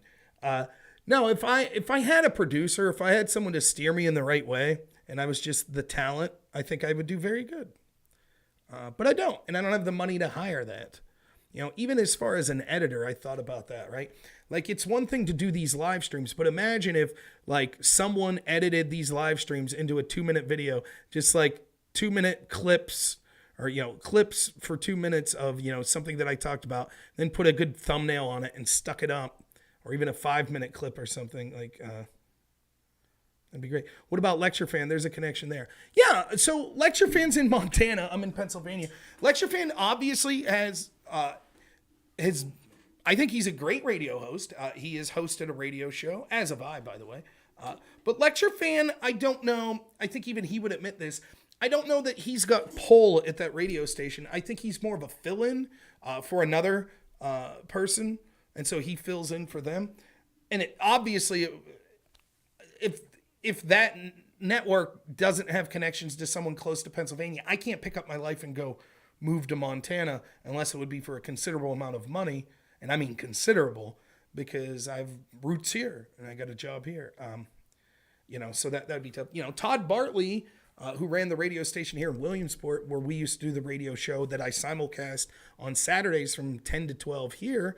You know, Todd moved out of state. He's talking about coming back into Pennsylvania, but you have to understand with that radio show too, that was like kind of a local town radio show, and there was no money in that. And it was difficult to have room to grow. You know, it was like, 150, 200 people in Williamsport, Pennsylvania listening, you know? Well, if I had a producer, I could have a more consistent schedule. Like, I could do that if I had a producer. Did I already talk about the debate for PA? Yeah, I did. So if you go to my Twitch, or even my YouTube, it might still be up. I did a review of the Fetterman debate the night of the debate. The audio quality is terrible because I was at my work office and my microphone got thrown away. So I wasn't here. So, but I did do a full 3-hour review of the debate. And then the day after that, so that would be Wednesday, I talked quite a bit about the debate and sort of the reaction to the debate. So you can go back and check out that Tuesday and Wednesday video, and I covered the debate a lot. But suffice it to say, it was the worst debate performance I've ever seen from Fetterman. You might feel bad for him, but remember, he knew he had a stroke before the primary was over and lied to people, and the people around him lied and said that he was healthy enough to go. He could have dropped out before the primary, and there would have been another Democratic candidate, but him or the people controlling him were selfish, so it's hard to have sympathy for him. But to me, the real story is how it shows the people that are gaslighting you in the media and in the Democratic Party saying Fetterman did good, how willing they are to sacrifice their integrity and how they'll lie to you about anything. And sometimes a situation occurs that's so obvious that you could say, do you see what they're doing? It's so obvious that I think that that's a grounds to show even normie people, look at how they're willing to gaslight you and lie to you. And to me, that's what the Fetterman debate was. That debate has woken. I've talked to people in Pennsylvania that I've never talked to about politics in the past 2 days. They were like, holy cow, what happened? And I was like, right. And did you see the New York Times and, all the people that are going to bat for him saying he didn't do bad? And they're like, what? Really? And I'm like, yeah, let me show you my phone. So the next time you're reading the New York Times, remember. So in a nutshell, that's my review of the debate. Would I speak at Liberty University? Interesting question. So Liberty kind of knows me a little, actually. Liberty has a very good debate program, and I used to have connections to them. Liberty, their old head coach, who then went on to become a speechwriter for John McCain, I won't mention his name, absolutely despised me, right? Because Liberty's program's good, but you have to understand the reason Liberty's debate program was so good, at least when I debated, wasn't that their team at the top level was the best. There are 3 divisions of debate. There's novice, JV, and open. And Liberty crushed the novice division and was very good at the JV division. Their top team was good, but it wasn't like a top 20 team. But when you look at sort of the way they keep points for schools and debate, they're not weighted like, oh, only the top division matters. So like for the American Debate Association, the final total at the end of the year, Liberty won quite frequently because they dominated the novice and JV. Thanks so much, Skibo, for the follow. They dominated the novice and JV. So when I got into debate, I was novice, and Liberty had all these awesome teams, right?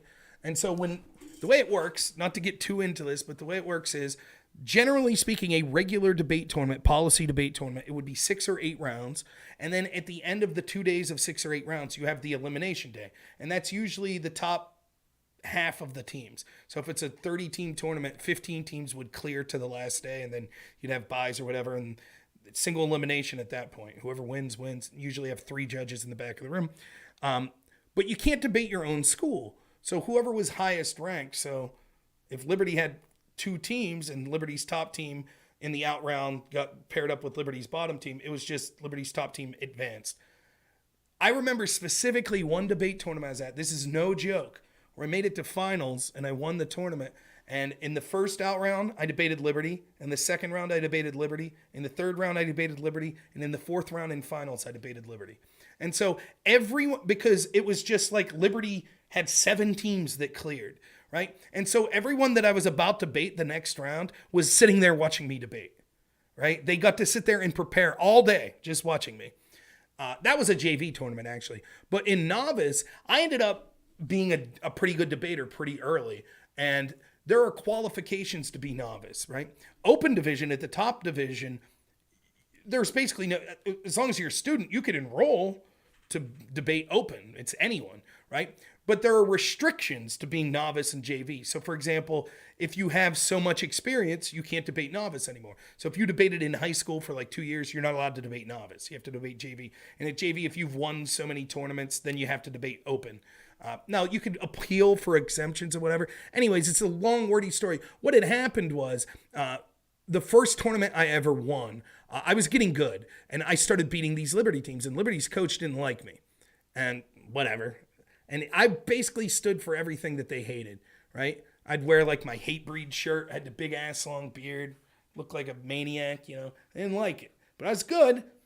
So this one particular tournament, I won the semifinals, and Liberty's coach accused me, and we had to stop the tournament while they asked me questions and looked into this, accused me of having high school debate experience.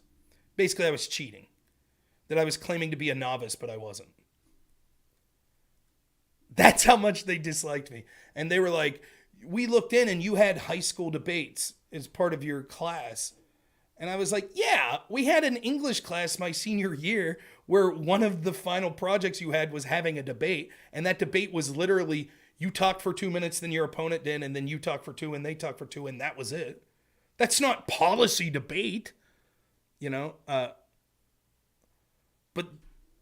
so then I was allowed to debate and I won the tournament. So, but that guy hated me. And then he went on to be McCain's speechwriter and then went to jail for some fraudulent shit. The guy that took over for him, that was in the program when I left, his name, I'll say his name, I don't care. His name was Mike Hall, one of the nicest dudes I ever met. And the way he ran the program, I thought was very respectful. Really nice dude, though. And Mike Hall was the type of guy that actually cared if he was judging you to give you advice, even though knowing you'd be debating his team next round. He would still help and give you advice. So I liked a lot of the people that debated at Liberty I was friends with, and a lot of the people that later when I was coaches that became coaches I was friends with. Liberty paid very well for their debate program. So they had a lot of assistant coaches. So I knew a lot of people that debated at like, you know, Mary Washington University or debated at West Virginia. And then they ended up getting hired at Liberty and they were happy there. So yeah, I have nothing bad to say. Another thing about Liberty University that's funny is there used to be this show on MTV. I think it was like True Life it was called. And they would have like True Life, I'm a junkie, or True Life, I'm a college swimmer. Well, they did it. They were doing an episode about debate. You know? Yeah, I talked about the Fetterman debate. What's up, Perfect Union? Yeah, Liberty University. And so I was still a JV, and novice or JV. I think I was JV at this particular tournament. And I have this friend, Billy Bones, that you'll see on chat sometimes. That was my roommate and my occasional debate partner. Now, I had two debate partners. My buddy Tom that ran my campaign for me when I ran for Congress, he was one of my debate partners. And then the guy that I was debate partner with for my last 2 years, I won't say his name, but that was my debate partner. Bill and me debated 2 or 3 tournaments. We were roommates and we were really good friends.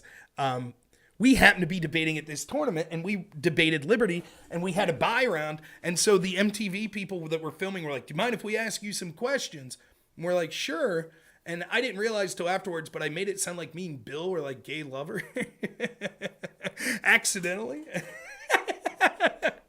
Which Bill was like, what are you doing to me?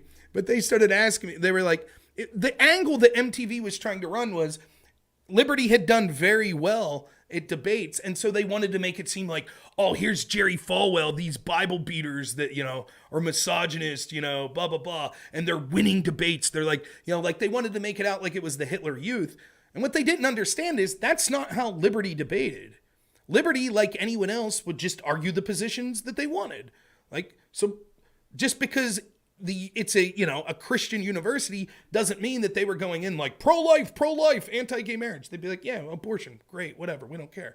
So they didn't get the sound, but like I don't think they ever ran the show because everyone's like, yeah, Liberty are nice people. And you have to understand, these are like rabid left-wingers in the debate community. So I thought they thought it would be red meat. Like they'd be like, yes, we're left-wingers and we hate Liberty University. And it wasn't like that. most of the positions Liberty was running were left-wing positions because they wanted to win and they knew it was a left-wing community. So everyone was just like, yeah, they're respectful, they're nice, you know. But the reason we sounded gay was like, I was like, you know, I can't remember exactly what they asked, but they were like asking our political positions, and, you know, they were like, are there things that concern you? And I was like, well, you know, like things, like issues that matter to us that we like talking about, sometimes we don't get to talk about. And they're like what? I was like, you know, like gay marriage. And they're like, oh. And then they asked a couple more questions. They're like, how long have you guys known each other? And I was like, oh, we've been partners for like, you know, 3 months. We live together now, so we have a lot of fun with it. And Bill's like, we're partners, we live together, and the issue you care about is gay marriage. Thanks a lot, Rob. I was like, oh shit. It's funny though. But yeah, Liberty was, they were fine. They were. But I hated them when I was a novice because I hated their coach. Once I became varsity, they were fine. But yeah, I mean, I don't know what I would say in front of like Liberty University. I don't know, you know. They got a pretty solid debate team there. I don't know how much my views align. I would guess that sort of the people that are running Liberty, I think it's still Falwell's son, they probably would find me a little extreme on all. You have COVID, man? I hope you get better, man.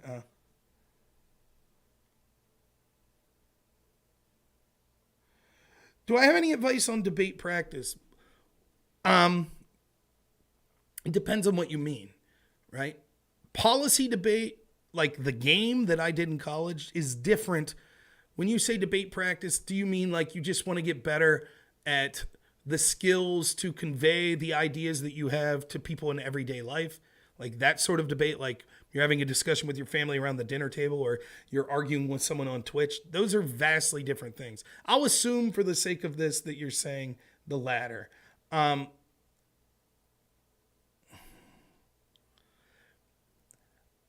My advice is to always be authentic if you're not doing it as a game. To be authentic and to not be afraid of losing an argument. That's the best advice I have. You will sound 10 times better if you do that. Because you won't be nervous, because that's what people say this to me all the time. It's like, the reason I could say, yeah, I'll debate anyone, I don't care, because I look at it like, what's the worst that could happen? Let's say I take random callers that call in. Let's say some night I say something like this.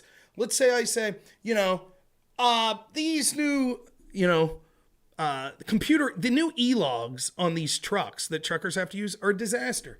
They're actually causing more traffic accidents, right? And let's say someone says, I want to call in and talk about that. And I'm like, fine, fuck it, call in, right? And they're like, actually, I run a trucking company and I have the data right here. And let me go through line by line the data. And what you're saying seems like it's right, but let me get into the details of why that's wrong. I might just get my ass kicked that debate. So what?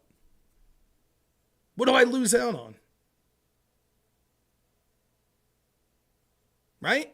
Good, I learned something. Or maybe they beat me and I say, okay, I need to go back and look at that. Maybe I was wrong. Or maybe I still think I'm right, but I need to be able to answer this argument.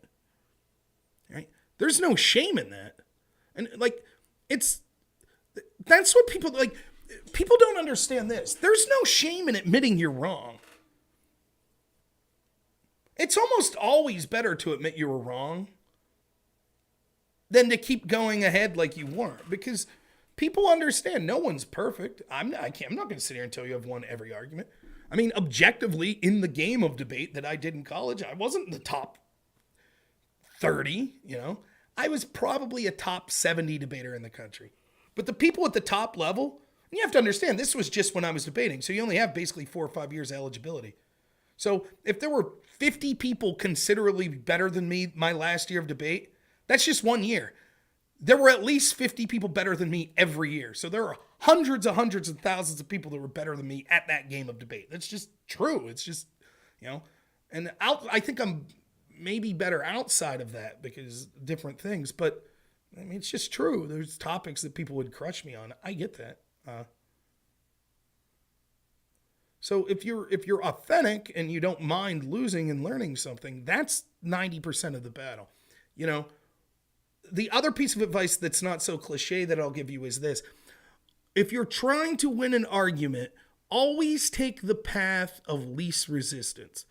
So stay focused and ask yourself, how can my argument be true while conceding as many arguments as possible from my opponent?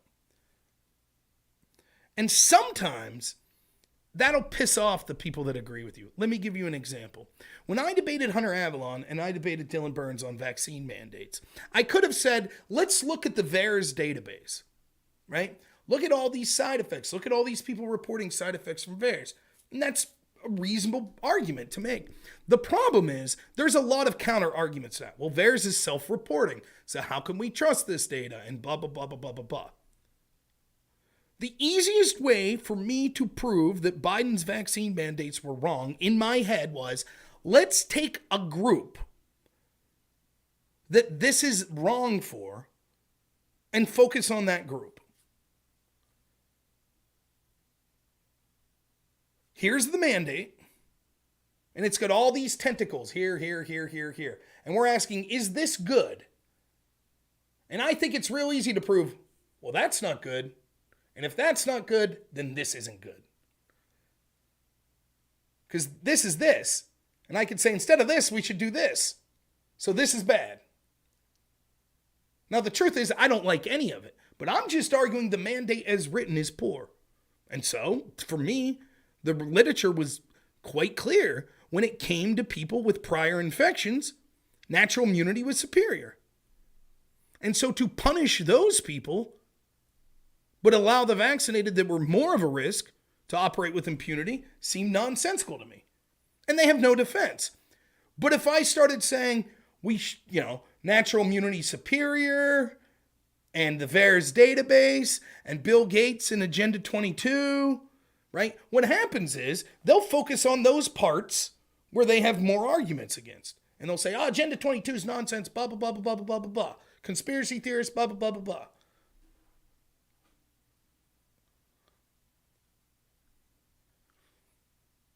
Yeah, so it's sort of like you're left-leaning. Zooming in. That's one way to put it, sort of zooming in. But keep your argument focused. Now, I don't always do this. Like, a lot of times, I'm not trying to win a debate. So, like, when Econoboy and me talked for the first time, we talked for 5 hours. It wasn't focused. It was huge. We talked about a ton of issues. But I wasn't like, I'm trying to win this one topic. It wasn't that, What is the left crying? You say, I'm left-leaning. Just curious, what is the left crying or gaslighting about? They're gaslighting about the idea that having someone who's more committed to less censorship is anti-democratic. They're gaslighting about the effect that John Fetterman did okay during the debate.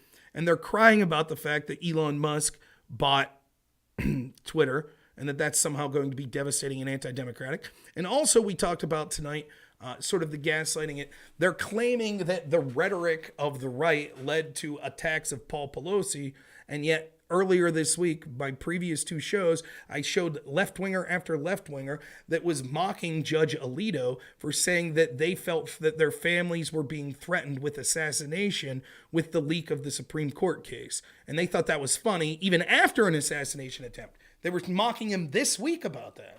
And they mocked Rand Paul. By the way, I would be remiss I didn't bring this up. I still stand by, regardless of what I think about Pelosi. I think it's regardless of the situation is, I don't know what the attacker was about. It's terrible that he was attacked. That's grotesque. I hate that, right? So I'm not saying this to excuse it or say that he deserved it, but his daughter made fun of Rand Paul on Twitter when he was attacked.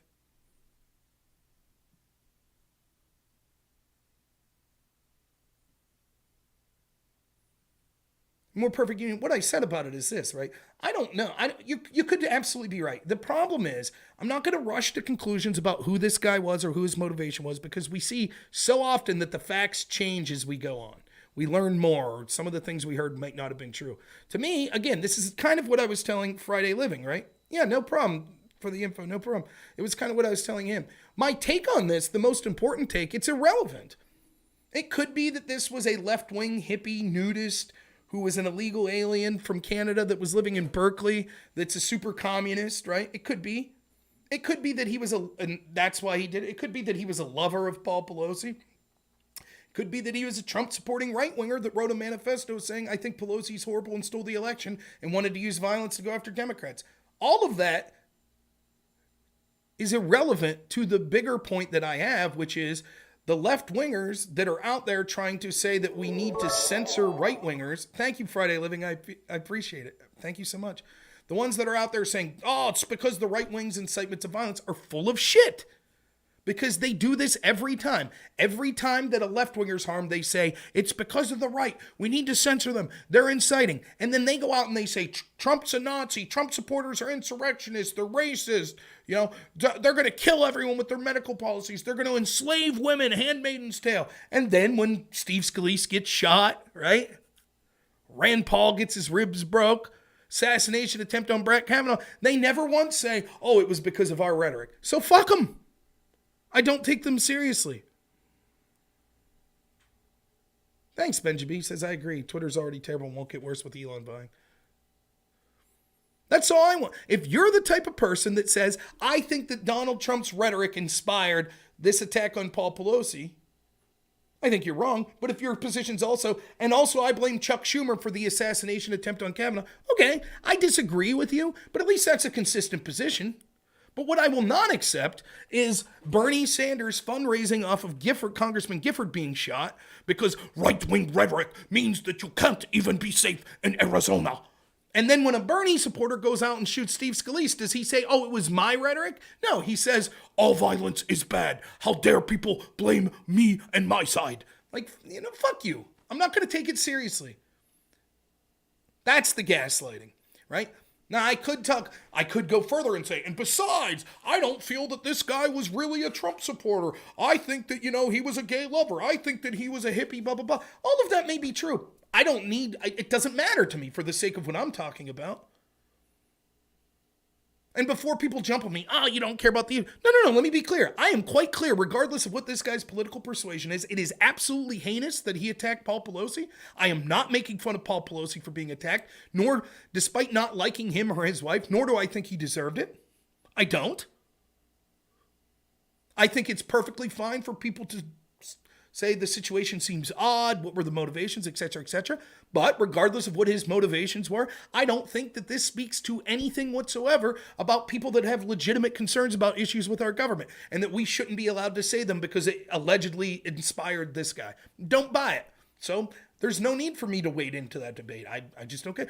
It's very similar, by the way, with what I said about the 2020 election. Could it be that there was massive amounts of ballot harvesting or, that voting machines misread tallies, blah, blah, blah. All of that could be true.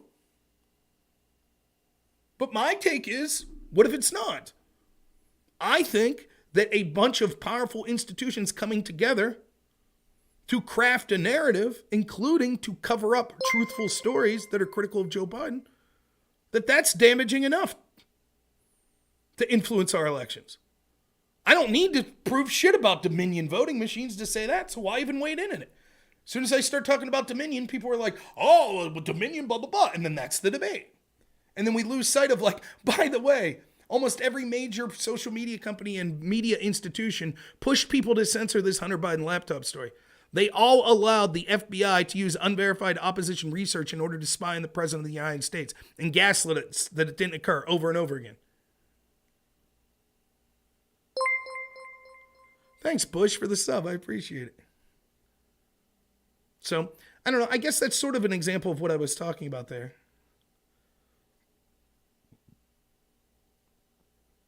Yeah, at least Elon's funny. I agree with that too, yeah. So I said I'd be done at 11:30. Then I said I'd be done at 12:12. Or 12. Now it's 12:12. Sorry, we will head out here. So, I'll finish by saying this. Plan is I'll try to stream Monday evening around 9 p.m. I'm trying to stream at 9 p.m. every night. Please forgive me when I say this. If you're new to my channel, I do home health care, right? With people with developmental disabilities. I do what's called block shifts. So I go into work. A normal week for me is I leave Sunday night and I'm at work 24/7 until I get home Wednesday afternoon. I have downtime at work where I clock out and I can go to my own room and things of that nature. And so I can stream. But through various things, my technology sucking and privacy concerns and what have, I do not use a camera when I'll be streaming away from my home office. I just don't. So the video quality will suck. It's usually just an image. So forgive me if you don't like that, if the quality and the sound quality is not as good because I don't have my mic. But I still talk, so maybe you'll enjoy that. So that'll be Monday, Tuesday. And then, Wednesday, Thursday, Fridays will be my normal shows. I think I'm supposed to talk to Lecture Fan next week. Pisco said he wanted to talk to me again. I'm sure that'll be a hoot. Yeah, thank you, David. If I need, thank you. I appreciate it. What's going on for me here? Put it on your calendars. November 5th, the Saturday before the election, I will be doing a 24-hour stream. I need to start working hard this week to line up guests. So far, I got Primetime 99, Alex Stein's coming on. Carlos and Todd will be on. I'm sure I'll get some of the county commissioners that'll come on. Before the 2020 election, I did a 24-hour live stream the day before, and I had guests booked the entire time, from candidates that were running for office, to county commissioners, to, and we broke all kinds of stories that day, so it was a lot of fun. So that'll be November 5th. I think I have to ask my wife, should I start at midnight or should I start at like 7 a.m. and then go till 7? So midnight to midnight or 7 a.m. to 7 a.m. I don't know. We'll see. I'll have the details of that coming out. But yeah, so if you have any ideas for guests or anything like that, let me know. I'm supposed to be doing a video with Lecture Fan next week, I believe. And, as far as my channel, growing my channel and things like that, like I said, I got the new phone. I'd like to do some in real life events, film myself out there talking to people on the street. Invite DeSantis. I'll send the invite. 7 a.m. to 7 a.m. Okay. I'll send the invite to DeSantis. We'll see what happens. But yeah, I am going to make a commitment going into the next year here. My New Year's resolution, in addition to losing weight and doing a lot more activities with my son, I've been pretty good with that, but I want to do more with my son.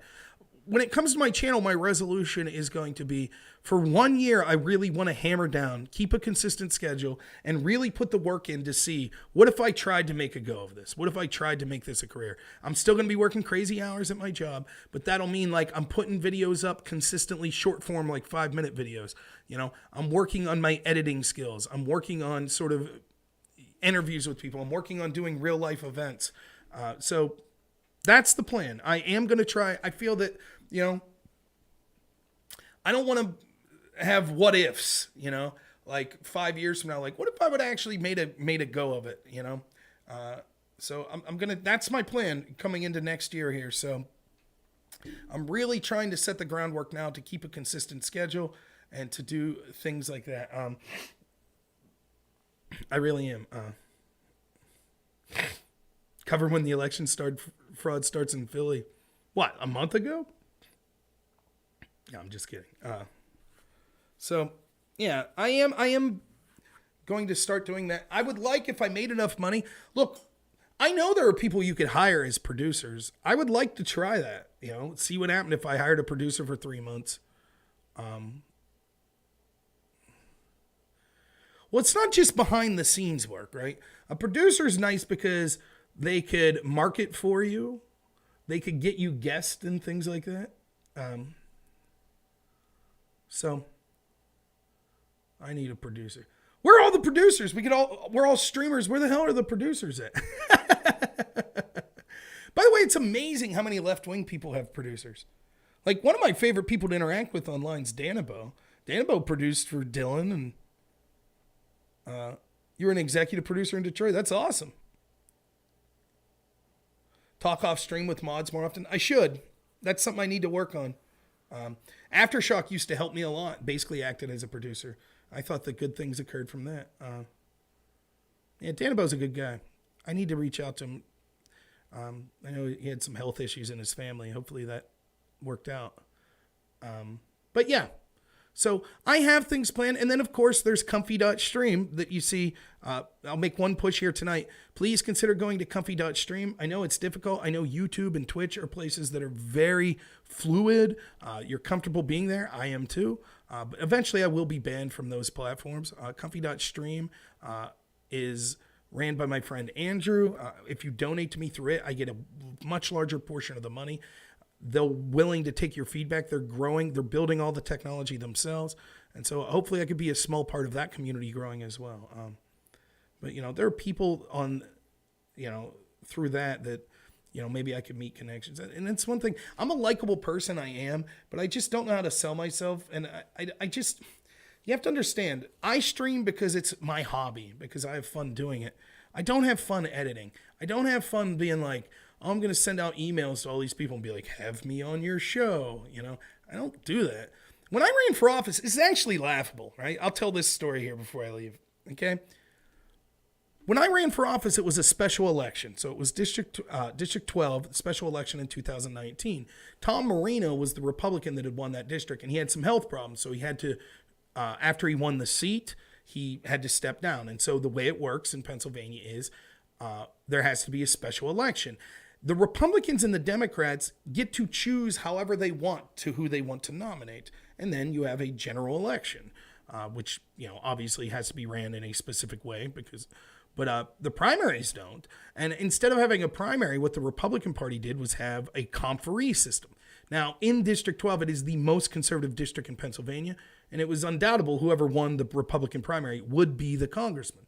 So the primary was it.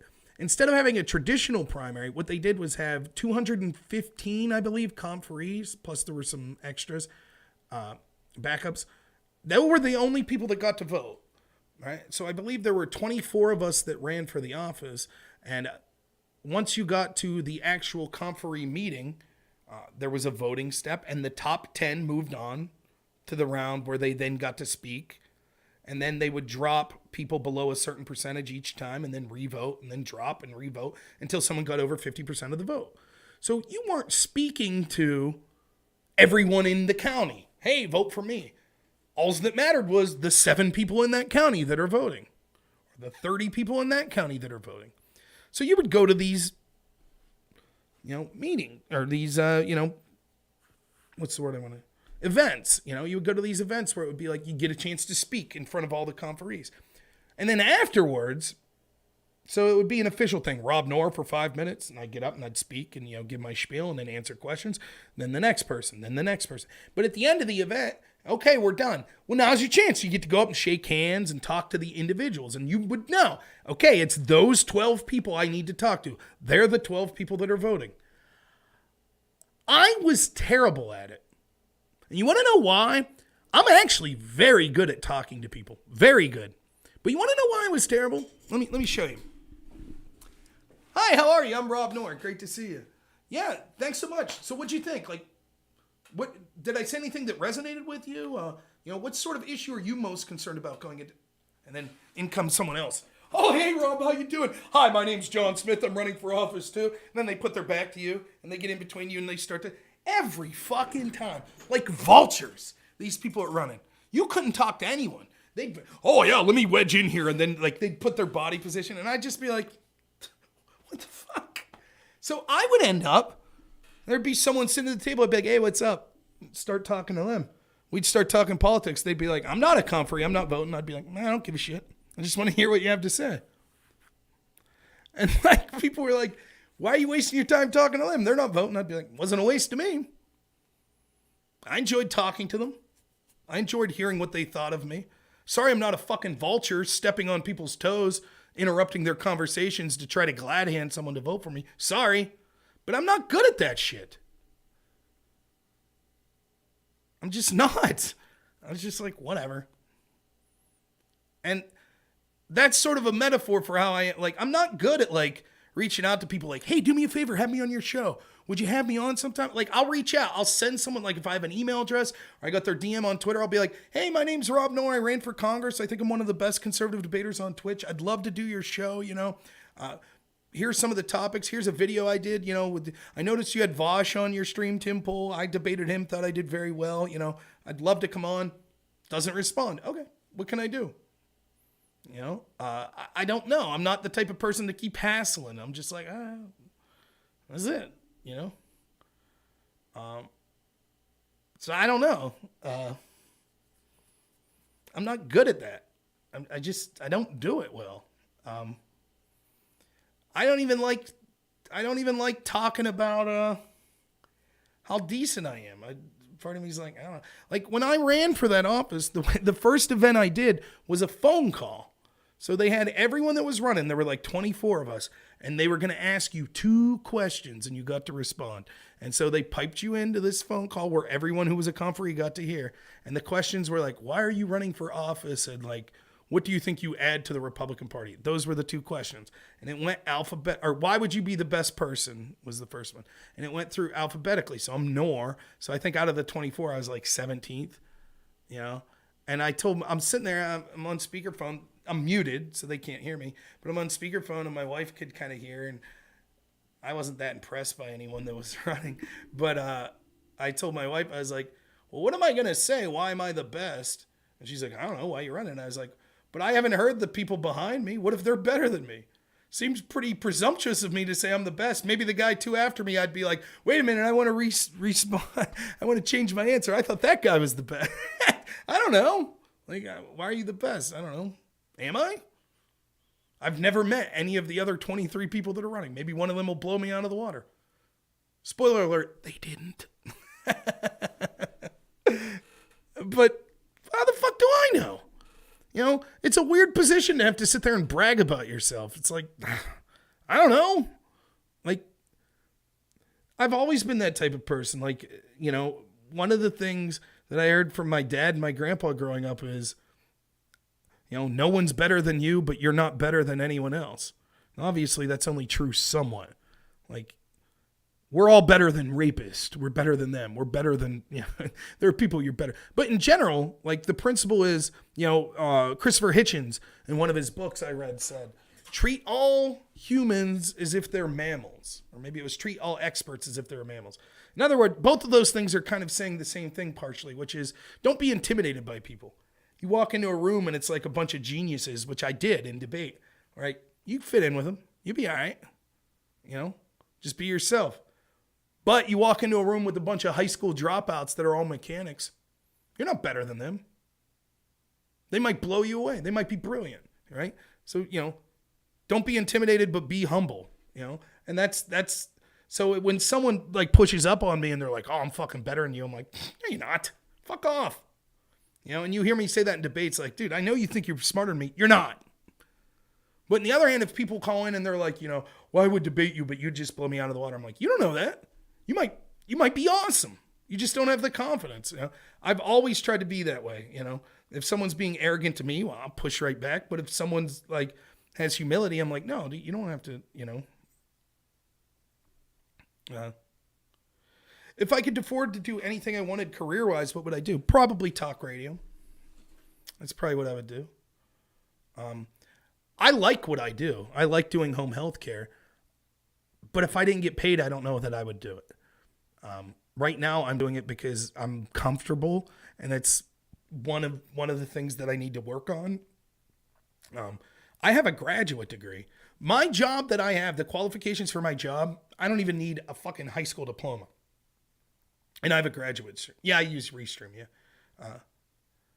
But I have a graduate degree in speech communication, and I'm working a job that people start with their GED that are making as much as me. Like, I think I make $19.80 an hour is what I make. I work like 70 hours a week, so I do okay money-wise. I'm not complaining about that. But if I didn't get paid, would I do it? Probably not. But I do like it. I like doing what I do. But yeah, if I could do, I would rather do a radio show, I think, than a stream like this. Though I like the stream. If I could get paid to be a streamer, I would. If it was, but it would have to, I mean, I'd have to make like $100K a year to quit my job. That's how much overtime I work. Sparky's got a degree in communications. Yeah, cool. Yeah, I got my undergraduate at Clarion University and then my graduate degree at Tiffin University. And I considered getting a doctorate, but I was like, what the fuck? I'm not using either of my degrees. Why get a doctorate? You know?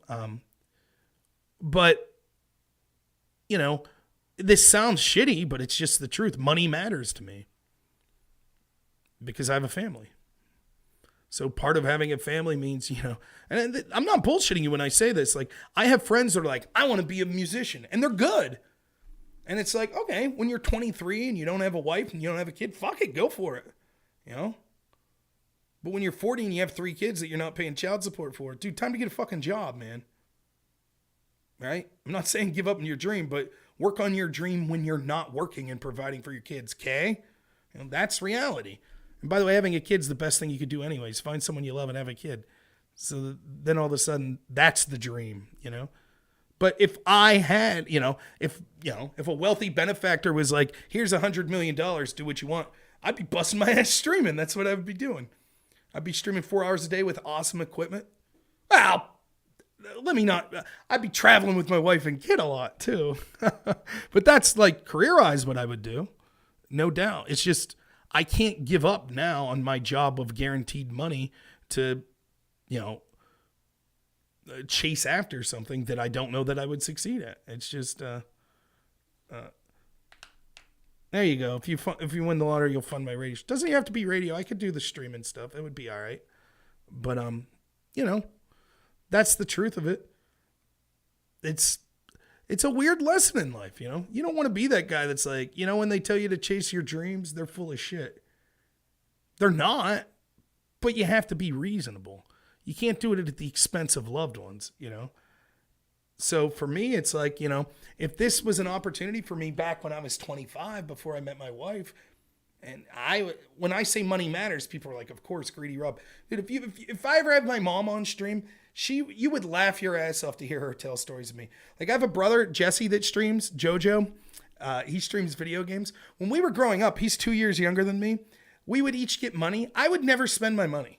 I'd just be like, save it. And then there'd be like the county fair and we'd go. And my brother would blow his money like the first day he got it. Bam, gone. So then like 6 months later, we'd be at the county fair and I'd be like, I got $50 in the piggy bank or whatever. I'll go to the fair and I'll spend some money. And my brother would be like, can I have half? And I'd be like, sure. I don't care. And my mom was always like, and it's true, I would have been the guy that would have been happy sleeping on a couch somewhere, eating ramen noodles every day. I just didn't give a shit. There was one time there was this band I like. I was working these absurd hours. I was making like $10 an hour, the first home healthcare job I ever had. But I had worked in 1 week. What's a week have? 162 hours. In 1 week, I got paid for 150 hours in 1 week because I was working with a client who was manic and I never got to sleep. And it was just crazy. So I was making all this money and I didn't have time to spend it because I was working these insane hours. So these guys that I kind of knew that were in this band, I went and watched them play. And, afterwards I was like, yeah, you guys are pretty good. And they were like, yeah, our equipment's all fucked and blah, blah, blah, blah, blah. And I was just like, hey, here's $1,000. And they were like, what, are you for real? I'm like, yeah, I don't give a fuck. I'll just blow it anyways. Like that's, Chris goes back, thank God.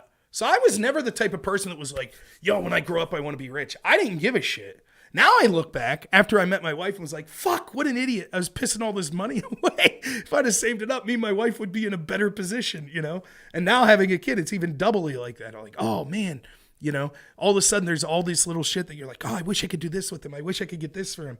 But that wasn't there when it was just me. I was like, I don't give a shit. I was never that type of person that was like, even all through high school, man, had a job all through high school. I had friends that's parents were wealthy. I'd be like, fuck it, let's go out to the pizza place. I'll pay. I don't care.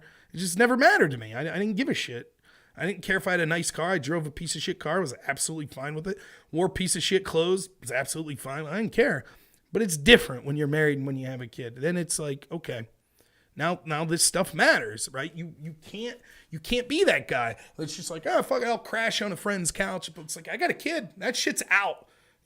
It's not, I'm going to call off work and just stream this week. I hate calling off work. I always feel like I need at least 80 hours of vacation saved up in case something happens. One of the worst gut punches that I've had in a long, long time was when I was stuck at work there a month ago and my son got a broken leg. I felt like the shittiest dad in the world. I couldn't be there. And doing home healthcare, it's not like I could call and be like, someone come in, I got to go. It doesn't happen. Legally, I have to stay at the home. So there I was feeling helpless while my son's in the fucking ER. I just felt like a horrible husband and a horrible dad. But what can you do,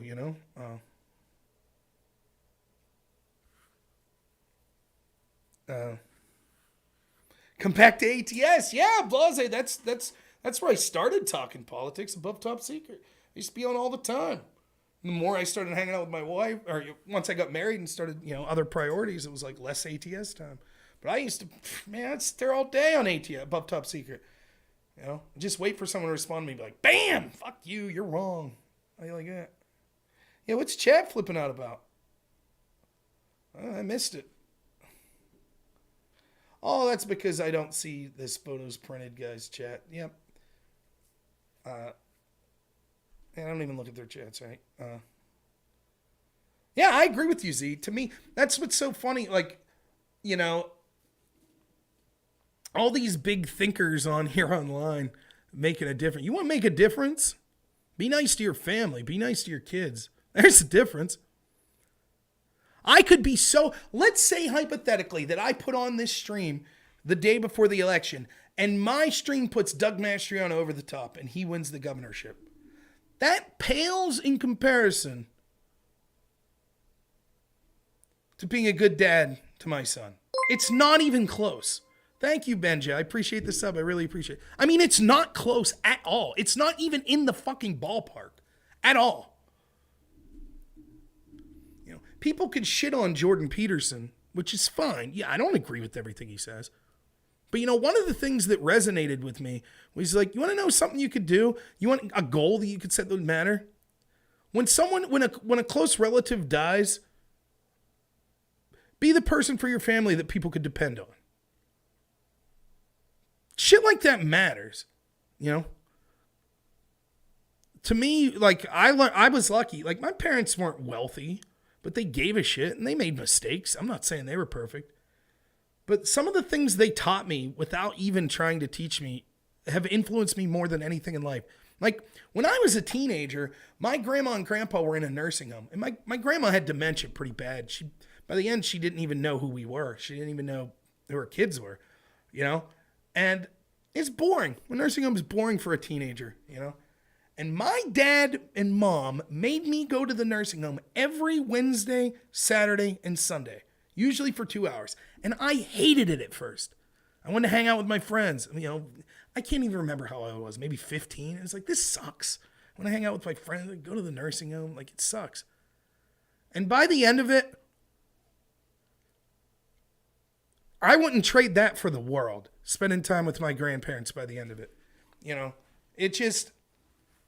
Like, it was like, that's such an important lesson that it was like, fuck, here I was. What if they'd have let me? And how many kids grow up like that their parents are like, I don't give a shit. Go do what you want. That moment in my life influenced me so much that was like, they knew, it wasn't like, oh, we're teaching you a lesson. It was like, you'll know someday that this was the right thing to do.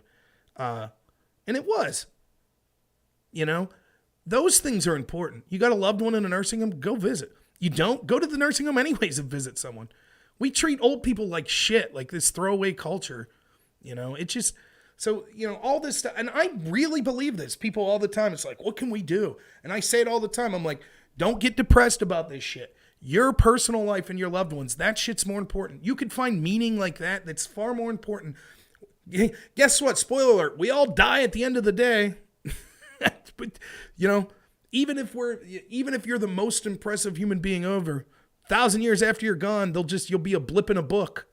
You know, there'll be some statue to you and people be like, who's that guy? That's it. It all ends the same way. You know, that shit matters. And it's funny because all these people wanted, you know, these big things, these big change the world type things. That's cool. I don't mind it. But you know, that to me, that's the sort of shit that matters. So, you know, but if I had to do it, you know, I'd like to be Rush Limbaugh if I could, you know, have a job. That's who I'd want to be. Not that I agreed on Rush on anything, but what an incredible talent.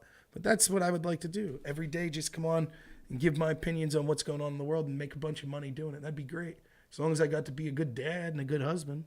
But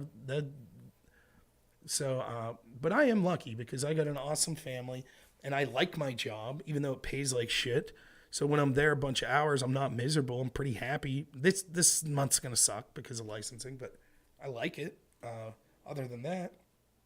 And so I consider myself one of the luckiest, if I, you know, God forbid I'd be diagnosed with a terminal illness tomorrow. I've been one of the luckiest people that's ever existed, you know? Yeah, that's awesome, Benjamin. Yeah. And I don't talk a lot about my family has problems like anyone else. But it's worth it to try to mend those relationships, You think I'm better than Rush? Ooh, that's high praise. I don't know about that, but thank you. But maybe someday I'll have a platform. I feel like, I don't know. I feel like someday there'll be serendipity. I'll get a break. I'll get on Tim Pool's show. Someone will reach out to me and be like, hey, would you want to do a radio show? I'll say, sure. And then maybe I'll get a break. But till then, I'm going to keep plugging away.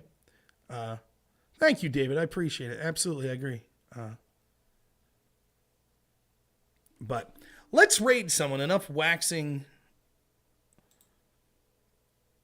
on and on here. I'll get down to bed. My man's probably asleep. So what I do when I end here, sometimes I do yoga here at night. I haven't been doing it lately because my shoulder's acting up and it's just an excuse. Yeah, TikTok might be good for growth. I know I've been doing some YouTube shorts, but it should get into that game. We raid Lecture Fan. BX Bullet. It's up to you all. Who did I try to raid? I tried to raid Pete the Patriot yesterday. I like Pete a lot, and it didn't work out. First person that someone says, Lecture Fan, BX Bullet. We'll raid them.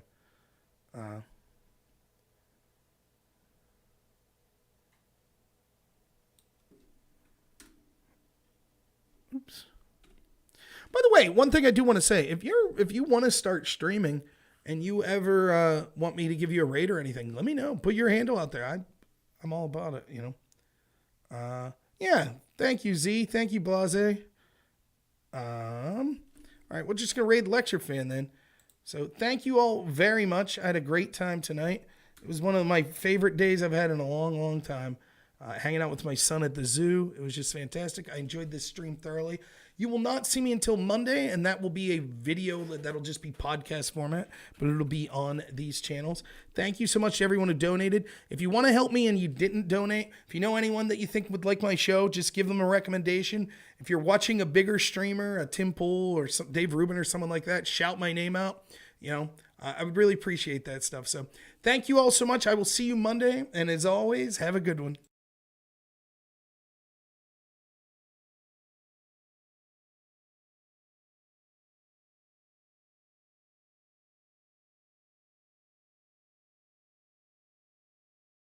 $90,000 views. 700, man. 7. And 75,000. Boom! robnoerr rating with a party of 29. Dude, thank you, Rob. Appreciate the raid. Welcome, everybody, to the Kerry Lake Beatdown. The Kerry Lake Beatdown of the press. If you guys haven't seen this yet, boy, are you